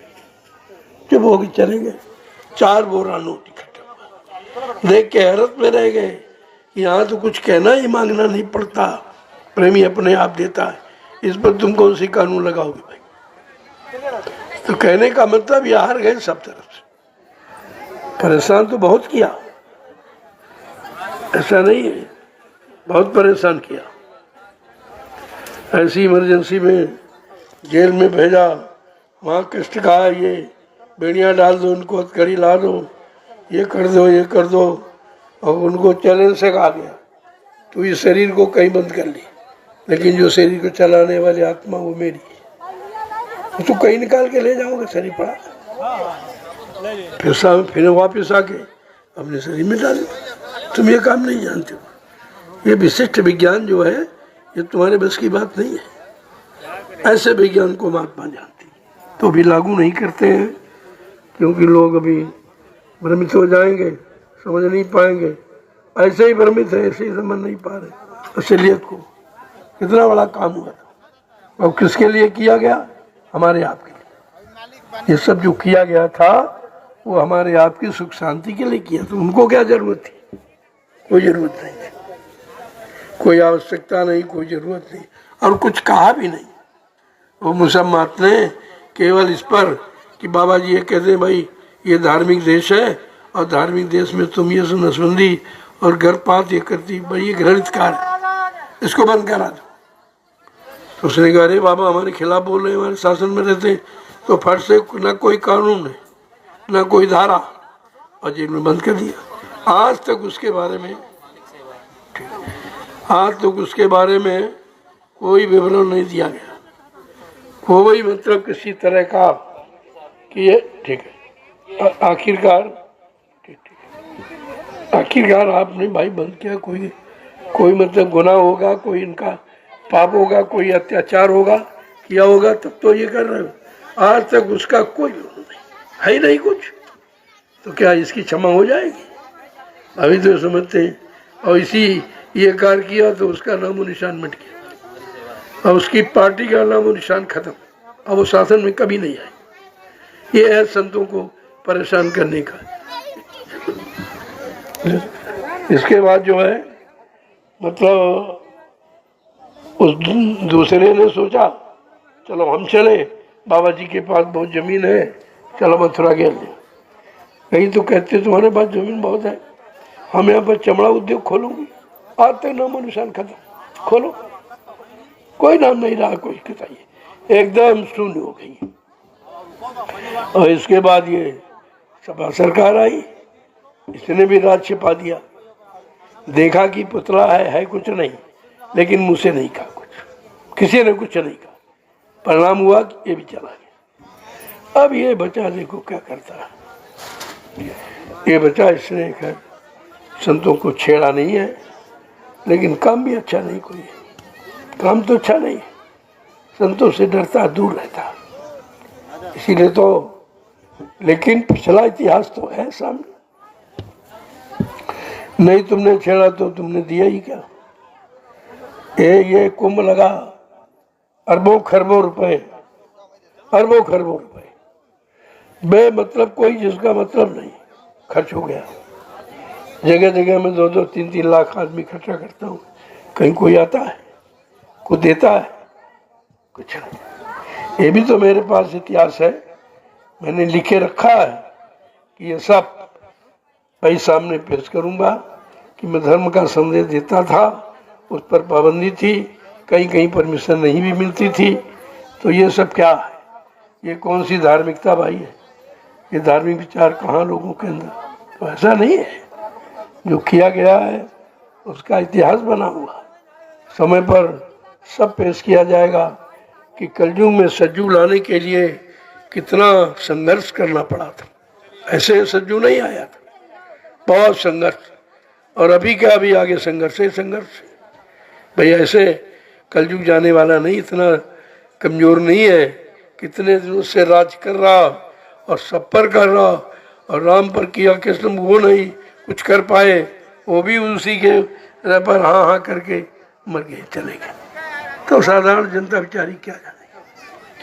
तब समर्थ मालिक को आना पड़ा भूमंडल पर कि चलो भाई कोई नहीं काम कर रहा और कोई है ही नहीं, सब कहते खत्म हो गए। वही बात कहते कि कोई धनुष तोड़ने वाला नहीं है, लेकिन उस समय था कोई। कौन था? गुरु का शिष्य था, गुरु का शिष्य राम था। और गुरु ने अपने आंतरिक बल से काम करा दिया और नाम हो गया चेले का। चेले का नाम इतिहास बन गया, अजीब लोग पूजा करते, लेकिन ये नहीं सोचते भाई इसकी पूजा क्यों हो रही, इसने कौन सा काम किया था, अगर ये इसने किया तो हम भी करेंगे, हमारी पूजा हो। ये नहीं विचार बन पाए। उसने गुरु की बात मानी कि उठो राम बन जाओ शिक्षा, बस इतनी बात थी। इतना आदेश देखो, आदेश का ये फल, आदेश माना तो आज सारा हिंदुस्तान उसकी पूजा करे। ये गुरु के आदेश का फल। और गुरु की कोई पूजा नहीं, कोई विश्वामित्र वशिष्ठ की पूजा नहीं करता, जबकि सारा श्रेय उन्हीं का होना चाहिए। लेकिन वो कोई गुरु कोई पूजा कराने थोड़ी आता है। पूजा माने फसाव है, वो फंसाने नहीं आता, वो भजन कराने। भजन में कोई फंसाव नहीं। आपको ऐसी पूजा का आधार मिला है जिसमें कोई फंसाव नहीं। और लोगों ने पूजा की तो फंस गए, राजपाट धन दौलत मान सम्मान चले गए। पूजा का यही फल है, फिर तो सोचना पड़ेगा। चलो आप लोग चलिए धीरे धीरे। आज समापन दिवस है, तो उस पर कुछ ना कुछ संदेश आपको मिलना चाहिए। ऐसा संदेश मैंने कभी नहीं दिया, ये पहली बार आपके पास पहुंचा रहा हूं कि अभी चीज जब चेत जाओ, अभी समय है, भजन में लगना। इधर उधर झांकता बंद करो, कहीं कुछ नहीं। और कोई ये काम तुम्हारा कर भी नहीं सकता, ये जानता नहीं कोई। इसलिए चुपचाप भजन करो। और भजन में कोई खर्चा नहीं, पूजा में तमाम खर्चा है, चंदन बंदनी फूल पर से पेड़े बतासे, और मिलना कुछ नहीं। खर्चा भी किया, बदले में मिला कुछ नहीं। लेकिन ये चर्चा खर्चा की नहीं है, ये आत्मिक कल्याण की है। इसलिए वचनों को याद करते रहो, दोहराते रहो, उन्हें वचनों के अनुसार चलते रहो तो ये मानव जीवन आपका धन्य हो जाएगा। जिसके लिए मिला है वो काम आपने कर लिया। कबीर निकल लिया, नानक किया, पलटू ने किया, मीरा निकल लिया, धन्य हो गई। शरीर उनको भी यही मिला था और उनको भी गुरु करने की जरूरत पड़ी और गुरु जब कर मिल गया तो उसने रास्ता बता दिया, रास्ते पे चल के अपने घर चली गई। आपको भी रास्ता मिला हुआ, ये नामदान रास्ता ही है, इसी पर चलना है। क्योंकि जब अपने घर की सब्जी बात बन जाएगी तो ये 5 नाम की सीढ़ी है, ये 5 नाम एक सीढ़ी है, इससे होकर ही आप जा सकते हो। बाकी ये सीढ़ी नहीं जाएगी, सीढ़ी में फंस मत जाना, ये सीढ़ी पहुंचाने वाली है, आपको पहुंचा देगी। इस बात का भी ध्यान रखो। लोग इसी सीढ़ी में फंसे पड़े हैं और उनको मालूम नहीं है कि मंत्र मूलम गुरु वाक्य, सच्चा मंत्र गुरु के मुंह से जो होता है, गुरु का वाक्य होता है और गुरु का वाक्य है जय गुरुदेव, ये सच्चा मंत्र। ये मंत्र है, ये आपको यहाँ भी जगाएगा, उधर भी ले जाएगा, पहुँचाएगा, दोनों तरफ काम करेगा। ये जगाया हुआ नाम, 5 नाम तो आजकल के सभी संतों ने रखे हैं, क्योंकि वो रास्ता मंजिल है, उस मंजिल पर जाने पर ये चीज़ें आपको मिलेंगी।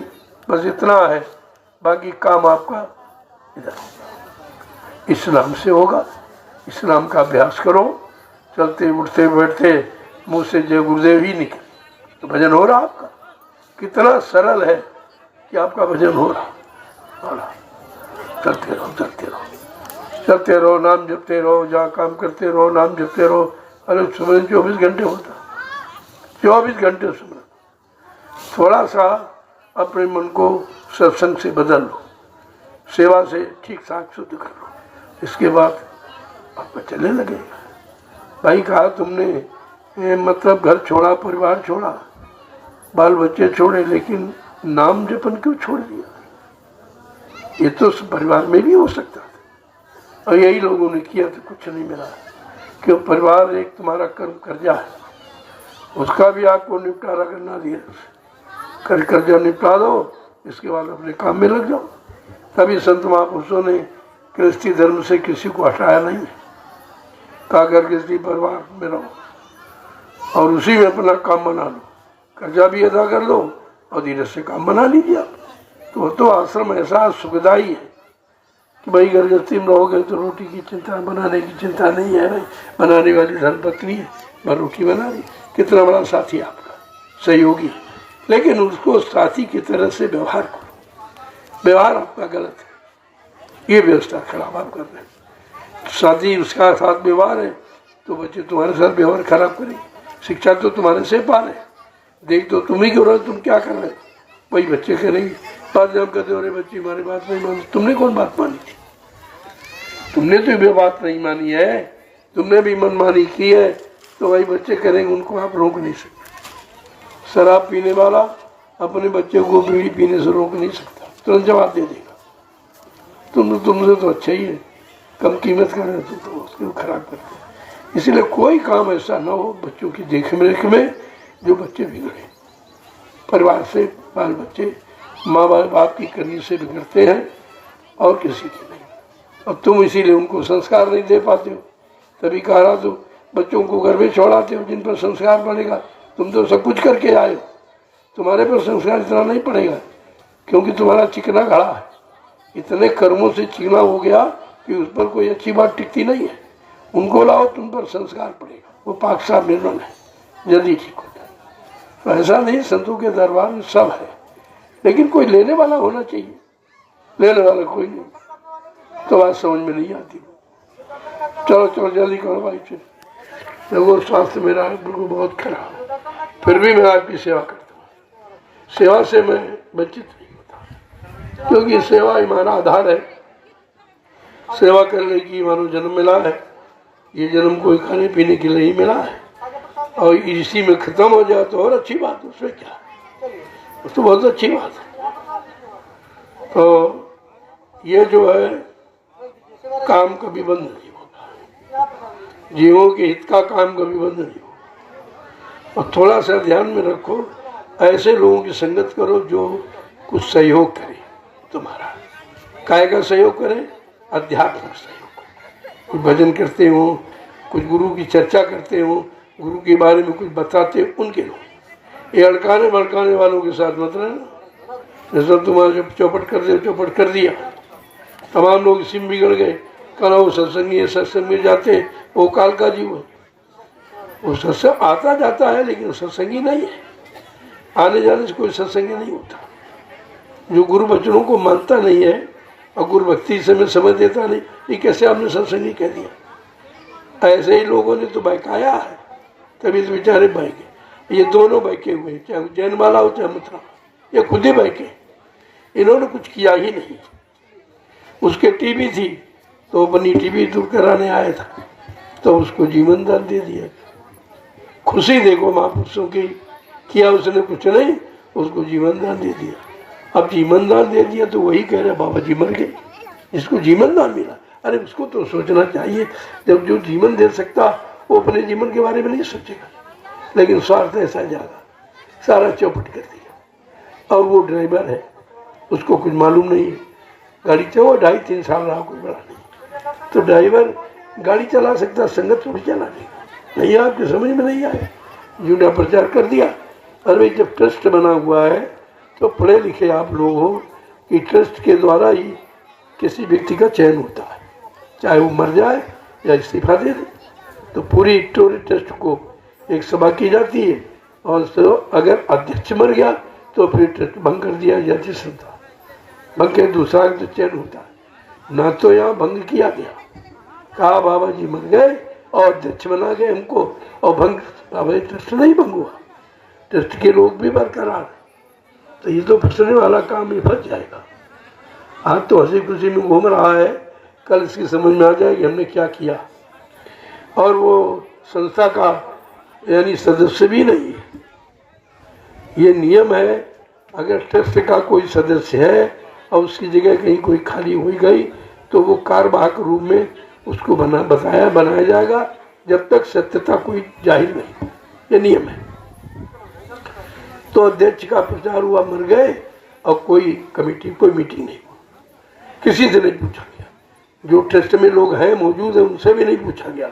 और ये मतलब जितनी 45 करोड़ की जीव ये सब नामदानी है, ये ट्रस्ट के सदस्य सहयोगी है, ना इनसे पूछा गया। ये कितनी मनमानी का विषय। और उस समय जिसकी सरकार थी उसका ये रिश्तेदार था, और रिश्तेदार समझ कर उसको पगड़ी बांधी, हमने विरोध कर दिया, तभी से विरोध चल रहा। ऐसा नहीं होने दूंगा। ऐसा तुम कर भी नहीं सकते हो और तुम्हारे पास कुछ है।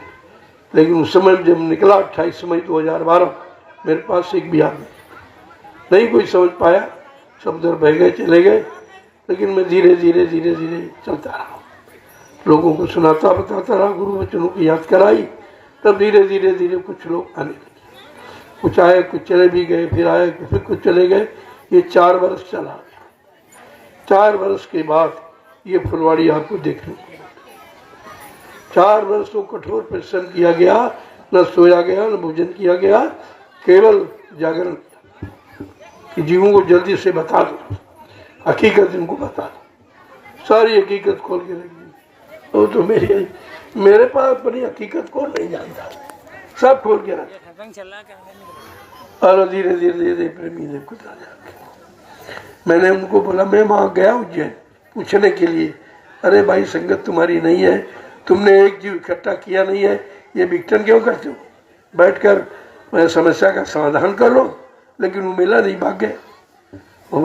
मैंने सूचना पहले भेजी, मैं मुंबई में कार्यक्रम कर रहा था, वहीं से सूचना भेजी, लेकिन वो भाग गया, हमको मिला नहीं। आज तक मैं दोनों से कहा, अरे भाई आकर के बैठ के हमें बुला लो, हम तुम्हारे आ जाएंगे, हमें कोई डर नहीं है। लेकिन ये समस्या का समाधान, गुरु परिवार है, परिवार की फूट अच्छी नहीं होती, और परिवार में जो फूट डालता है वो दुश्मन होता है। और तुमने इनको प्रेमी माना, इन्हीं के साथ हो लियो। अभी प्रेमी को भी समझ में नहीं आ रहा कि हम किधर जा रहे हैं। जो कभी कुछ रहा नहीं, ना तो ट्रस्ट का मेंबर उज्जैन वाला है और ना ये ड्राइवर है, ये अवैध है। इनका मुकदमा भी कर दिया गया। तुमने कैसे कह दिया? इतने बड़े महापुरुष को तुमने कैसे कह दिया कि मर गए? अरे एक साधारण महात्मा मगर जब शरीर छोड़ता है वो भी बताता है, वो भी जानकारी देता है। देखो भाई प्रेम से रहना, हमारा शरीर पूरा हो गया, अब आप लोग प्रेम से रहना और भजन करते रहना, वो भी बता के जाता। एक पिता जब शरीर छोड़ता वो भी कहता, बाल बच्चों को बुला के बैठाता, देखो भाई प्रेम से रहना, तुम जमीन ले लो, तुम मकान ले लो, तुम दुकान ले लो, या किसी को मिला ये 45 करोड़ ऐसे घूमते रहेंगे, इनका क्या होगा? ये 45 करोड़ को नाम दिया गया, इनका क्या होगा ये कोई नहीं बता रहा।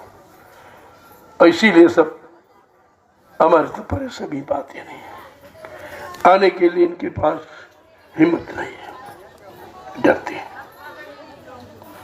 सब कहने लगे वो भाई दो हैं, आप अकेले हो, उनके पास संगत है, संपदा है, आश्रम का ये उनमें नहीं है, ये कुछ नहीं।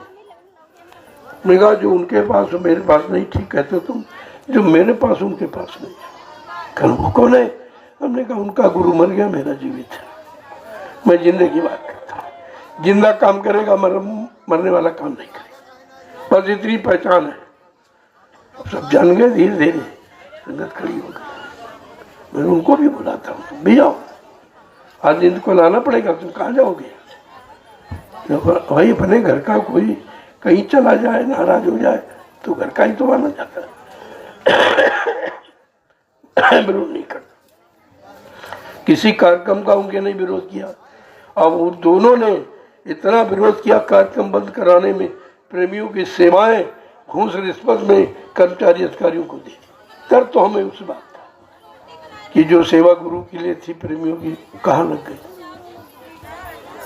यानी गुरु, तुम्हें गुरु का प्रचार करना चाहिए कि गुरु के प्रचार में बाधा लानी चाहिए? सब उल्टा काम है। यह है विनाशकाली विपरीत बुद्धि, इसी को कहते हैं। लेकिन मैंने कुछ नहीं कहा, मेरा उनके प्रति कोई वो नहीं है। आप नहीं भाई समझ पाए, नहीं जान पाए तो कर रहे हो, अगर जान जाते तो नहीं करते। लेकिन हम जना तो रहे तुमको, मैं भी नहीं कोई जना नहीं रहा। अब तुम उसको मतलब ने लोभ बस लालच बस मान नहीं पा रहे हो, तो भाई ये तुम्हारी बात है। अब तुम जानो, तुम्हारा काम जानो। हमने काम पूरा किया, सबके तक खबर भेज दी, सबको पहुंचा दिया, सबको बता दिया। अब ना आप मानो न जानो तो भाई ये तुम्हारा काम है। जय गुरुदेव, जय गुरुदेव, जय गुरुदेव। नाम किसका? जय गुरुदेव। नाम किसका? प्रभु का प्यारा नाम। जोर से बोलो, सब मिल बोलो, बोलना होगा, अभी से बोलो। दुख दर्द हरेंगे, सब कष्ट मिटेंगे, सुख शांति भी देंगे। सबके दाता, सबके मालिक, प्रेम से बोले, ये नाम नहीं इंसान का, ये काम नहीं इंसान का। इस बात पर विशेष ध्यान दो। अब ये काम इंसानों के बस का नहीं है, चाहे राजनीति हो चाहे धर्मनीति, सब हार गए। 72 वर्ष की राजनीति ने आपको परिचय दे दिया, कुछ नहीं हुआ। 72 वर्ष एक जिंदगी होती है, ले डाली, कुछ नहीं हुआ। और धर्मनीति वाले बेचारे धर्म को लिए कुछ करते नहीं, पूजा पाठ तीर्थ व्रत यही जड़ता में फंसे रहे, और जड़ कोई देने वाला है नहीं, धीरे धीरे वो भी खत्म हो गया। ये दोनों नीतियाँ खत्म हो चुकी। अब तो एक नई नीति, मानव नीति का यानी प्रादुर्भाव होगा, और लोग मानव की नीति को समझेंगे, आपस में प्रेम भाव से रहेंगे। यह सब संतों की सेवा कुछ नहीं होगा। पहले भी कहा गया तो हुई है संत राज भारत में, अब बचाए बचिए ना, बाबा जी गुरुदेव की वाणी दिखाई पड़ी है, तो सब होगा आपके साथ। कहा था सब देश लड़ेंगे, सब जातियाँ लड़ेंगी, सब मजहब धर्म लड़ जाएंगे। ऐसा खराब समय आ रहा, आपके देख लीजिए। सब मुसलमानों के लिए कहा भाई तुम्हारी तो बहुत बड़ी हानि होगी, तुमने जीवों की हानि की अपने स्वार्थ के लिए, लिहाजा भाई तुम्हारी हानि। आज विदेश में देख लीजिए, सब मुसलमान लड़ आपस में वही लड़ रहे, ये तो सब होगा। संतवाणी कमी मतलब झूठ नहीं अमिट होती है, संत वचन पलटत नहीं पलट जात ब्रह्मांड, पहले ऐसे वचन है कभी बदलते ही नहीं है, और लोग नहीं समझ पा रहे इस बात को। अब वो धीरे धीरे काम हो रहा है इसलिए नहीं समझ पा रहे। धीरे धीरे का मतलब तुमको समझने का मौका मिल जाए। अभी समझ जाओ, अभी मान लो, अभी जान लो, अभी पहचान लो, अपने काम में लग जाओ, लेकिन कुछ नहीं, कुछ नहीं। तो कहते अभी तो मैं कह रहा हूँ, समझा रहा हूँ, नहीं मानोगे तो आगे कुदरत खड़ी है, उसके एक डंडे झंडे में, एक लपड़ थप्पड़ में का 20 करोड़ का 12 सेकंडों में हो जाए। ये सब बताया जा चुका, ऐसा नहीं है। संत महापुरुष किसी चीज को छिपाते नहीं, आगे आने वाली मुसीबत आपत्तियों को भी नहीं छिपाते कि कितना खराब समय कैसा आएगा। तो विचार करना चाहिए, विचार करना चाहिए। इसलिए समय मिला है, अब अपने काम में लग जाओ। इधर उधर झांका था कि खत्म, कुछ नहीं कहीं से मिलने वाला। मिलना होता तो कितना समय निकल गया, कुछ मिला नहीं। अब अपने काम में लो। अपने का मतलब अपनी जीवात्मा के कल्याण, यही तुम्हारी है, शरीर तुम्हारा नहीं। ये तो जीवात्मा का कब्र है, खोल है। तो अपनी चीज की सुरक्षा के लिए इसकी आप संभाल करते हो, देखभाल करते हो, बस इतना है, बाकी ये कुछ नहीं। ये तो एक खोल कब्र है। अब काल की ऐसी चाल है, इसी खोल में लोगों को फंसा दिया, तो बेचारे इसी में फंस गए। अब फंस गए, ये नहीं देखा जो जीवात्मा इस खोल में, उसमें वही हमारे खोल में है, और फिर भी फंस गए। अज्ञानता देखिए। तो काल किस तरह से चाल चल के जीवों को फंसाने का विधान बनाता है, ये कितना देखिए अजीब विधान है। जो जीवात्मा तुम्हारे शरीर में, वो स्त्री के शरीर में, और फिर तुम फंस गए। जीवात्मा तो एक ही है, फिर फंस कैसे गए? तो आप शरीर में फंस गए, आत्मा में नहीं फंसे। आत्मा को नहीं पहचाना कि भाई हमारी वाली तो इसमें, जब तुम्हारी वाली है तो तुम भाई बहन तो हुई, तो सुनाते तो भाई बहन हुए भाई, लेकिन नहीं आप समझ पाए, इसी में फंस गए। और इतना फंस गए जिसकी कोई हद नहीं। अब वो निकलना बड़ा मुश्किल दिखाई दे रहा, क्योंकि आपने जिसको सत्य मान के फंसे हो वो झूठ है, वो सब झूठ है। अगर ये चीज समझ में आ जाए कि परमात्मा की जीवात्मा सब में है, तो सब भाई तो हुए। कोई शरीर हो, चाहे बकरी का हो, चाहे मतलब भैंस का हो, चाहे गाय का हो, सब अपने, सारे जीव अपने। अब ये भी मानो शरीर वाले, ये भी सब अपने, लेकिन अपने को समझना बड़ा मुश्किल है। अगर सब लोग समझ लेते तो आज ये झगड़े खत्म थे, बैरभाव खत्म था। ठीक ठीक। तो इसलिए आपको ध्यान में रखना चाहिए। ये संदेश इसलिए दे रहा हूं कि अब से मैं विराम लेना चाहता हूँ। तो कहना चाहता हूँ भाई जो 3 दिन किया गया उसका क्या फल है, तो इसलिए विराम लेना चाहता हूँ। आश्रमों पर कार्यक्रम होगा, वहाँ नहीं बंद होंगे। आश्रम संदेश देने के स्थल है, इन स्थलों की मर्यादा रखूंगा।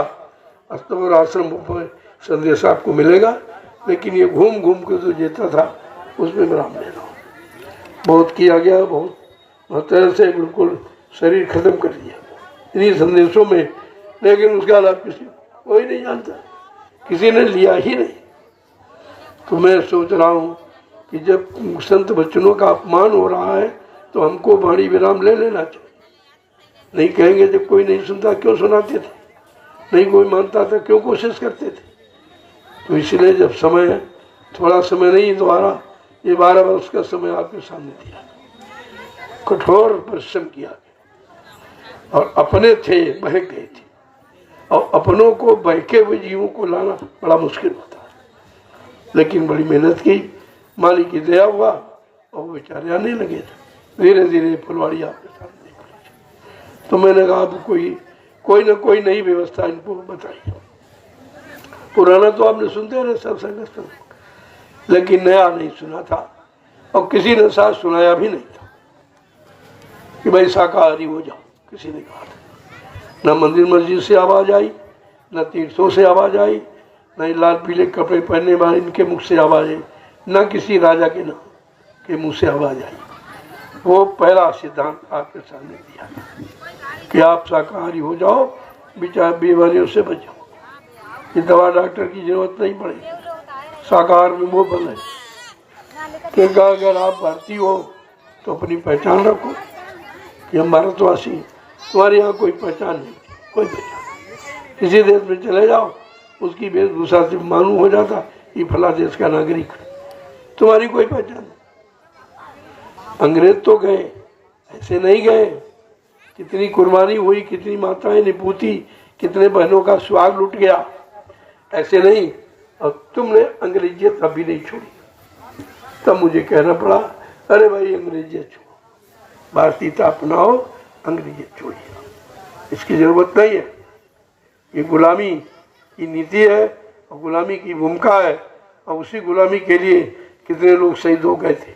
और तुम आजाद भी गुलाम बने हुए, उनकी भाषा के गुलाम, उनके कपड़ों के गुलाम, उनकी दवाओं के।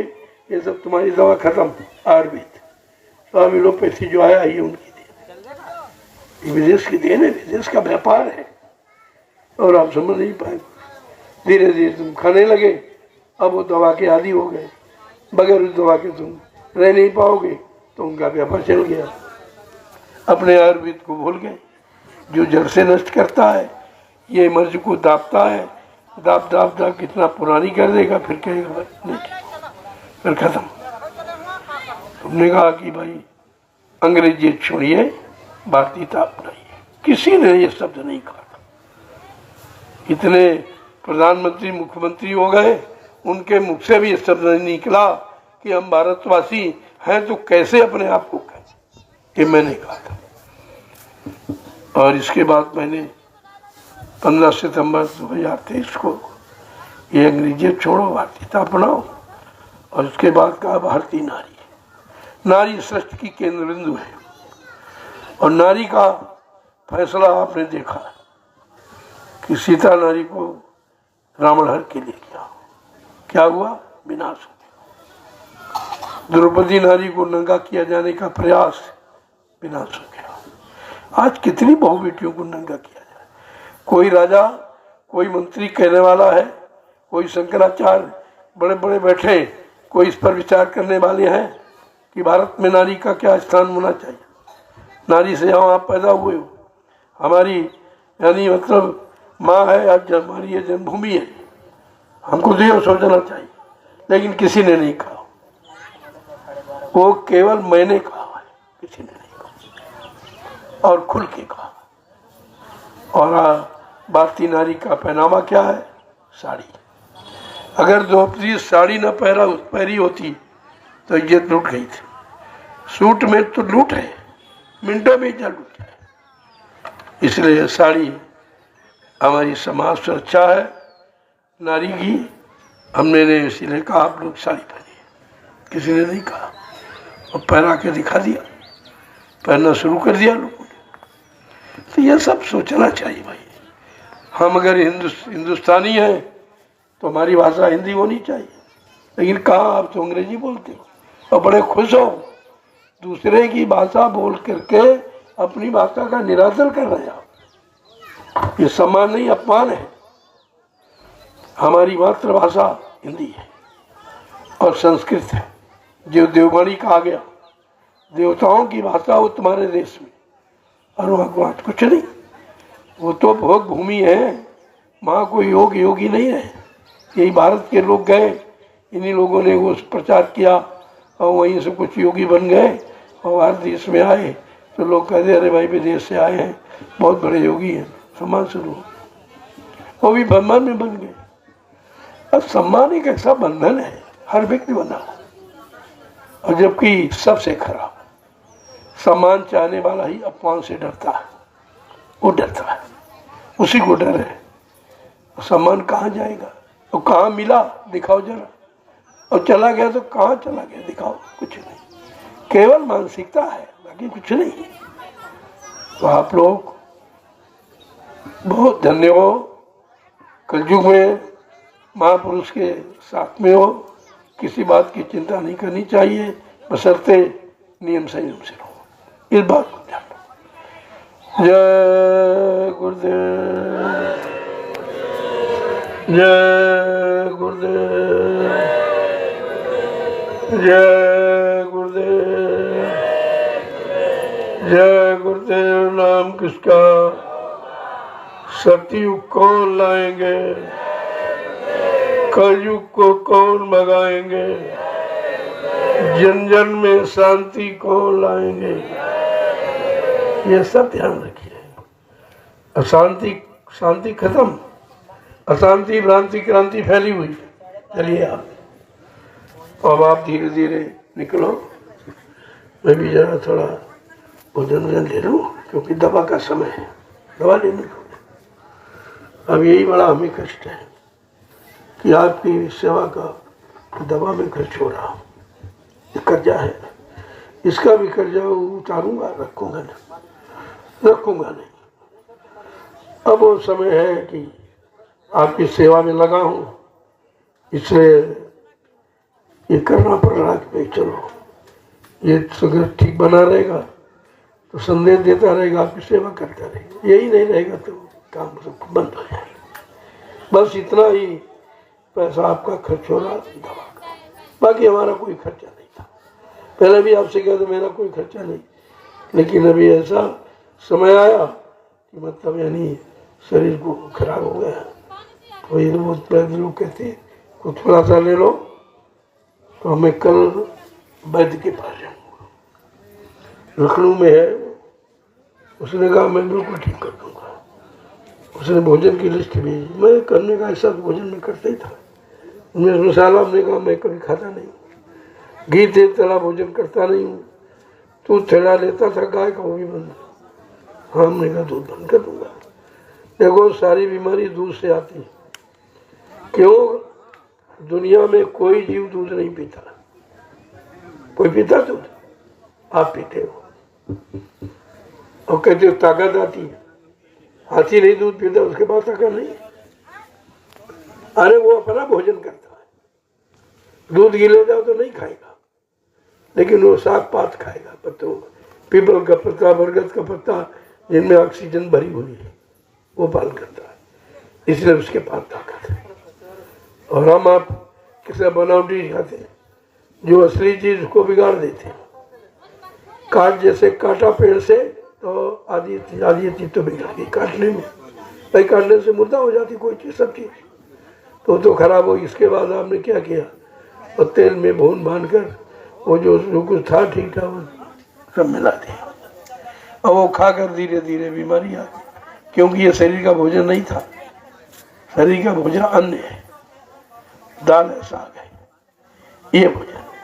और इसमें लोगों ने और भी भोजन मिला के बढ़िया वाला डाल दिया कि बहुत बढ़िया है, मछली का है, कुत्ते का है, मतलब यानी किसी का वो, उनको इससे मतलब नहीं है, लेकिन मांस होना चाहिए। सारे देश की व्यवस्था विश्व के देशों ने बिगाड़ दी। उनका भोजन था, ये ठंड प्रदेश का भोजन तुम्हारे गर्म देश में आ गया, और ये शाकाहारियों का भोजन तुम्हारे देश में आ गया। ऋषि मुनियों की संतान हो, तुमको कैसे खराब किया गया, और अभी खराब किया जा रहा, लेकिन तुम समझ नहीं पा रहे। तो धीरे धीरे मैं ठीक हो जाऊं, फिर आपको संदेश दूंगा जो कभी किसी ने नहीं दिया। आज आप देख रहे हो कभी किसी ने इसने काम नहीं किया। संगत तो पूरी होती है तो पता नहीं क्या हो जाता। अब इसमें कुछ लोग हैं, बाकी सब भ्रमित है, और ये भी नहीं देख रहे वहाँ कुछ है भी नहीं, कुछ नहीं। जो यहाँ हो रहा वहाँ कोई नहीं, कोई करने वाला नहीं। भाई भिखारी अगर जबरदस्ती मुकुट बांध ले तो क्या राजा मान लोगे? और मान लोगे तो खतरा गरीब कर देगा, क्योंकि भिखारी भीख मांगना जानता है और कुछ नहीं। और वही हो रहा, सेवा दो सामान दो सम्मान दो, इसके अलावा क्या हो रहा? फिर भी नहीं जान पा रहे। इन भिखारियों से कुछ उम्मीद है, भिखारी कुछ करे अपना नहीं कर पाएगा, तुम्हारा कहाँ से कर देगा? लेकिन समझ में नहीं आ रहा। मैंने कहा ऐसा नहीं है, लेकिन आलोचना की दृष्टिकोण से नहीं कहा। जब गुरु परिवार का व्यक्ति है तो उसके लिए भी तो सुनाया समझाना चाहिए। भाई परिवार का व्यक्ति कभी दूसरा नहीं होता, आज भी माना जाता है। अब परिवार से अलग हो गए हो, विदेश चले गए, कहीं चले, तो उसको ये नहीं कहा जाए कि परिवार का नहीं है। इसलिए मैंने कभी किसी को नहीं कहा, मैंने सबको संदेश दिया, सबको बताया। कुछ न करो, सब लोग आए बड़े बड़े, कर हम क्या, हमने अपना परिवार इकट्ठा करो, कुछ मत करो। संगठन ही जीत है, आप नहीं समझते हो। तो तुम्हारे पास तो 45 करोड़, तुम्हें कौन जीत सकता, तुम्हारे साथ में कोई जीते नहीं सकता। लेकिन अब जब परिवार में फूट हो जाती तब बात खराब हो जाती। इसीलिए कोई राजा नहीं बनता, कोई प्रधानमंत्री नहीं बन पाता, इतना संगठन किसके पास है। लेकिन अब फूट के कारण आप मारे मारे घूम रहे, तुम उनके पैर छूते हो, उनके झंडे के नीचे मुर्दाबाद जिंदाबाद चिल्लाते हो। तुमसे कहा गया तुम्हारा झंडा ये विश्व का झंडा है, इसको हमेशा साथ रखिए।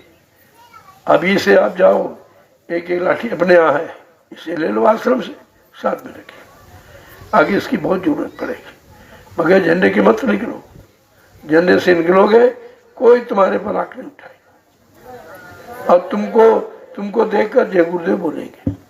लेकिन तुम अपनी पहचान भूल गए हो, तुम्हारी पहचान यही थी, झंडा। झंडा पहचान थी। कहा गया था कि इसको कंधे पर रखना जैसे राम लक्ष्मण धनुष बाण रखते थे। ये धनुष बाण है, ये बगैर बगैर चलाए ही लोगों को ठीक करती है। देखते लोगों को, जो गंदे काम करने वाले उनको डर लगता। तुम खड़े हो जाओ, शराब पीने वाला वहां से हट जाएगा, ये नहीं भाई इनके सामने नहीं पीना, कितना भय।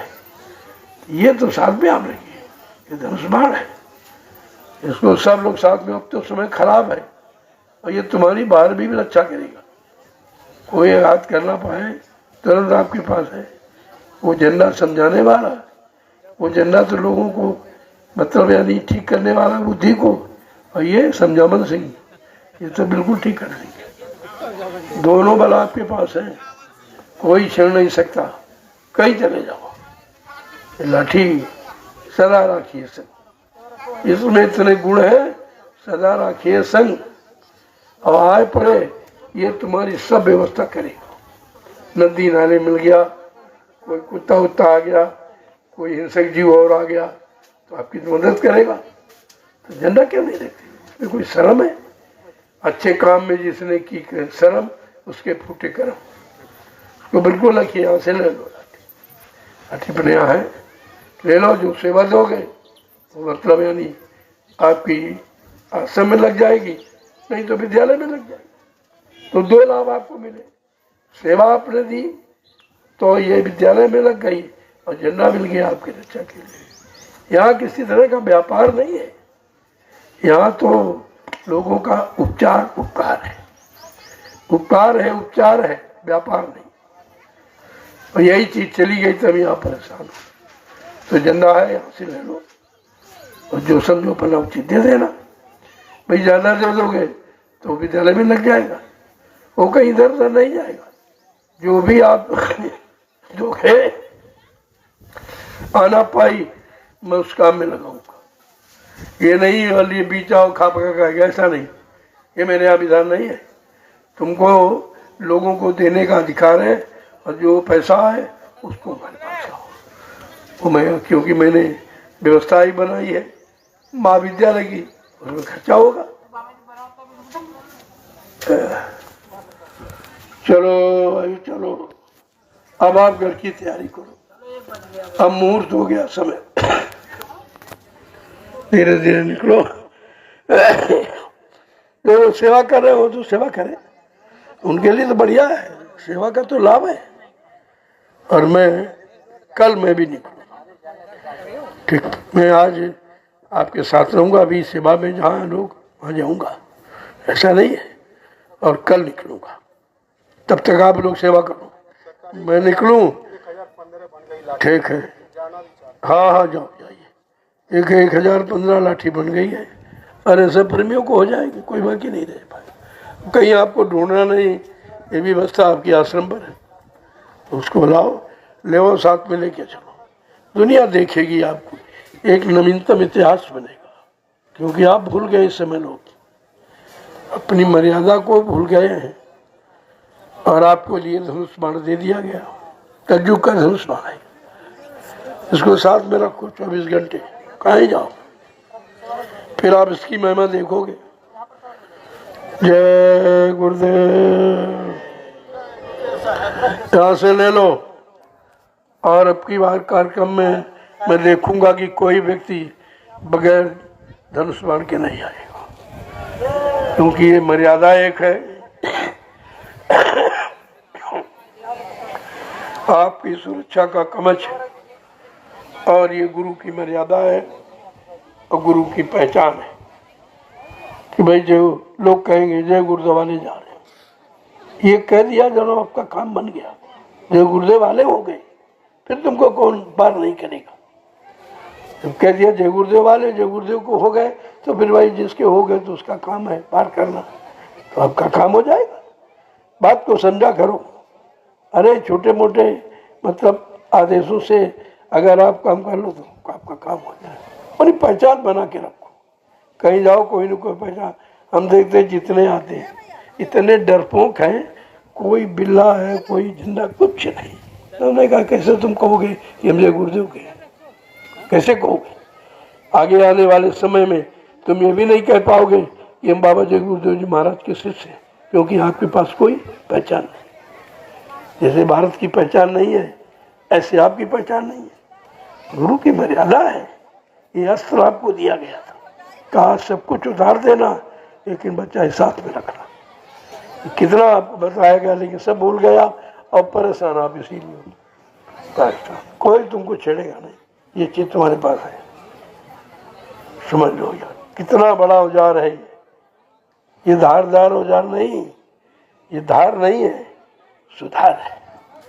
ये सुधार है, धार नहीं। धार तुम्हारे के लिए होती है, सुधार संभाल के लिए होती है। तो इसको रखिए आप, देखो फिर कैसा एक नया इतिहास खुलता है। जिससे आपने टोपी सदरी लगाई, एक नया फूल खिल गया।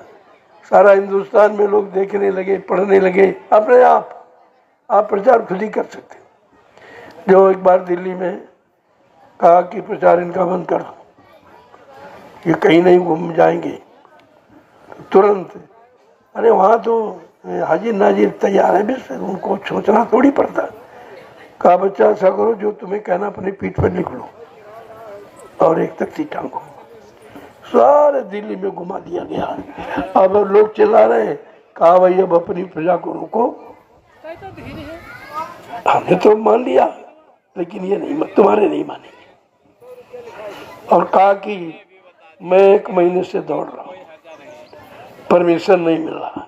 अब बताओ मेरे बच्चे आ गए तो दिल्ली की एक एक ईंट उखड़वा लूँ, क्या कर सकती हो? ऐसा नहीं है। दया बिन संत कसाई, अगर दया हट गई तो कहा मेरे जैसा कोई कठोर नहीं है। इस बात को हमेशा ध्यान में रखना चाहिए। ये तो अभी शालीनता है, विषमता है कि चलो भाई सब आ जाएं, सब बच जाएं, किसी का नुकसान ना हो। लेकिन जब नहीं तुम बचना चाहते हो तो फिर तो कोई ना कोई वो तो करेंगे नहीं। तो दयालु है। दयाल कभी काल का काम नहीं करता, वो काल को ही सौंप देगा। किसको? कुदरत को। वो सब कुछ कर देंगे। आज वही व्यवस्था आपको। जय गुरुदेव।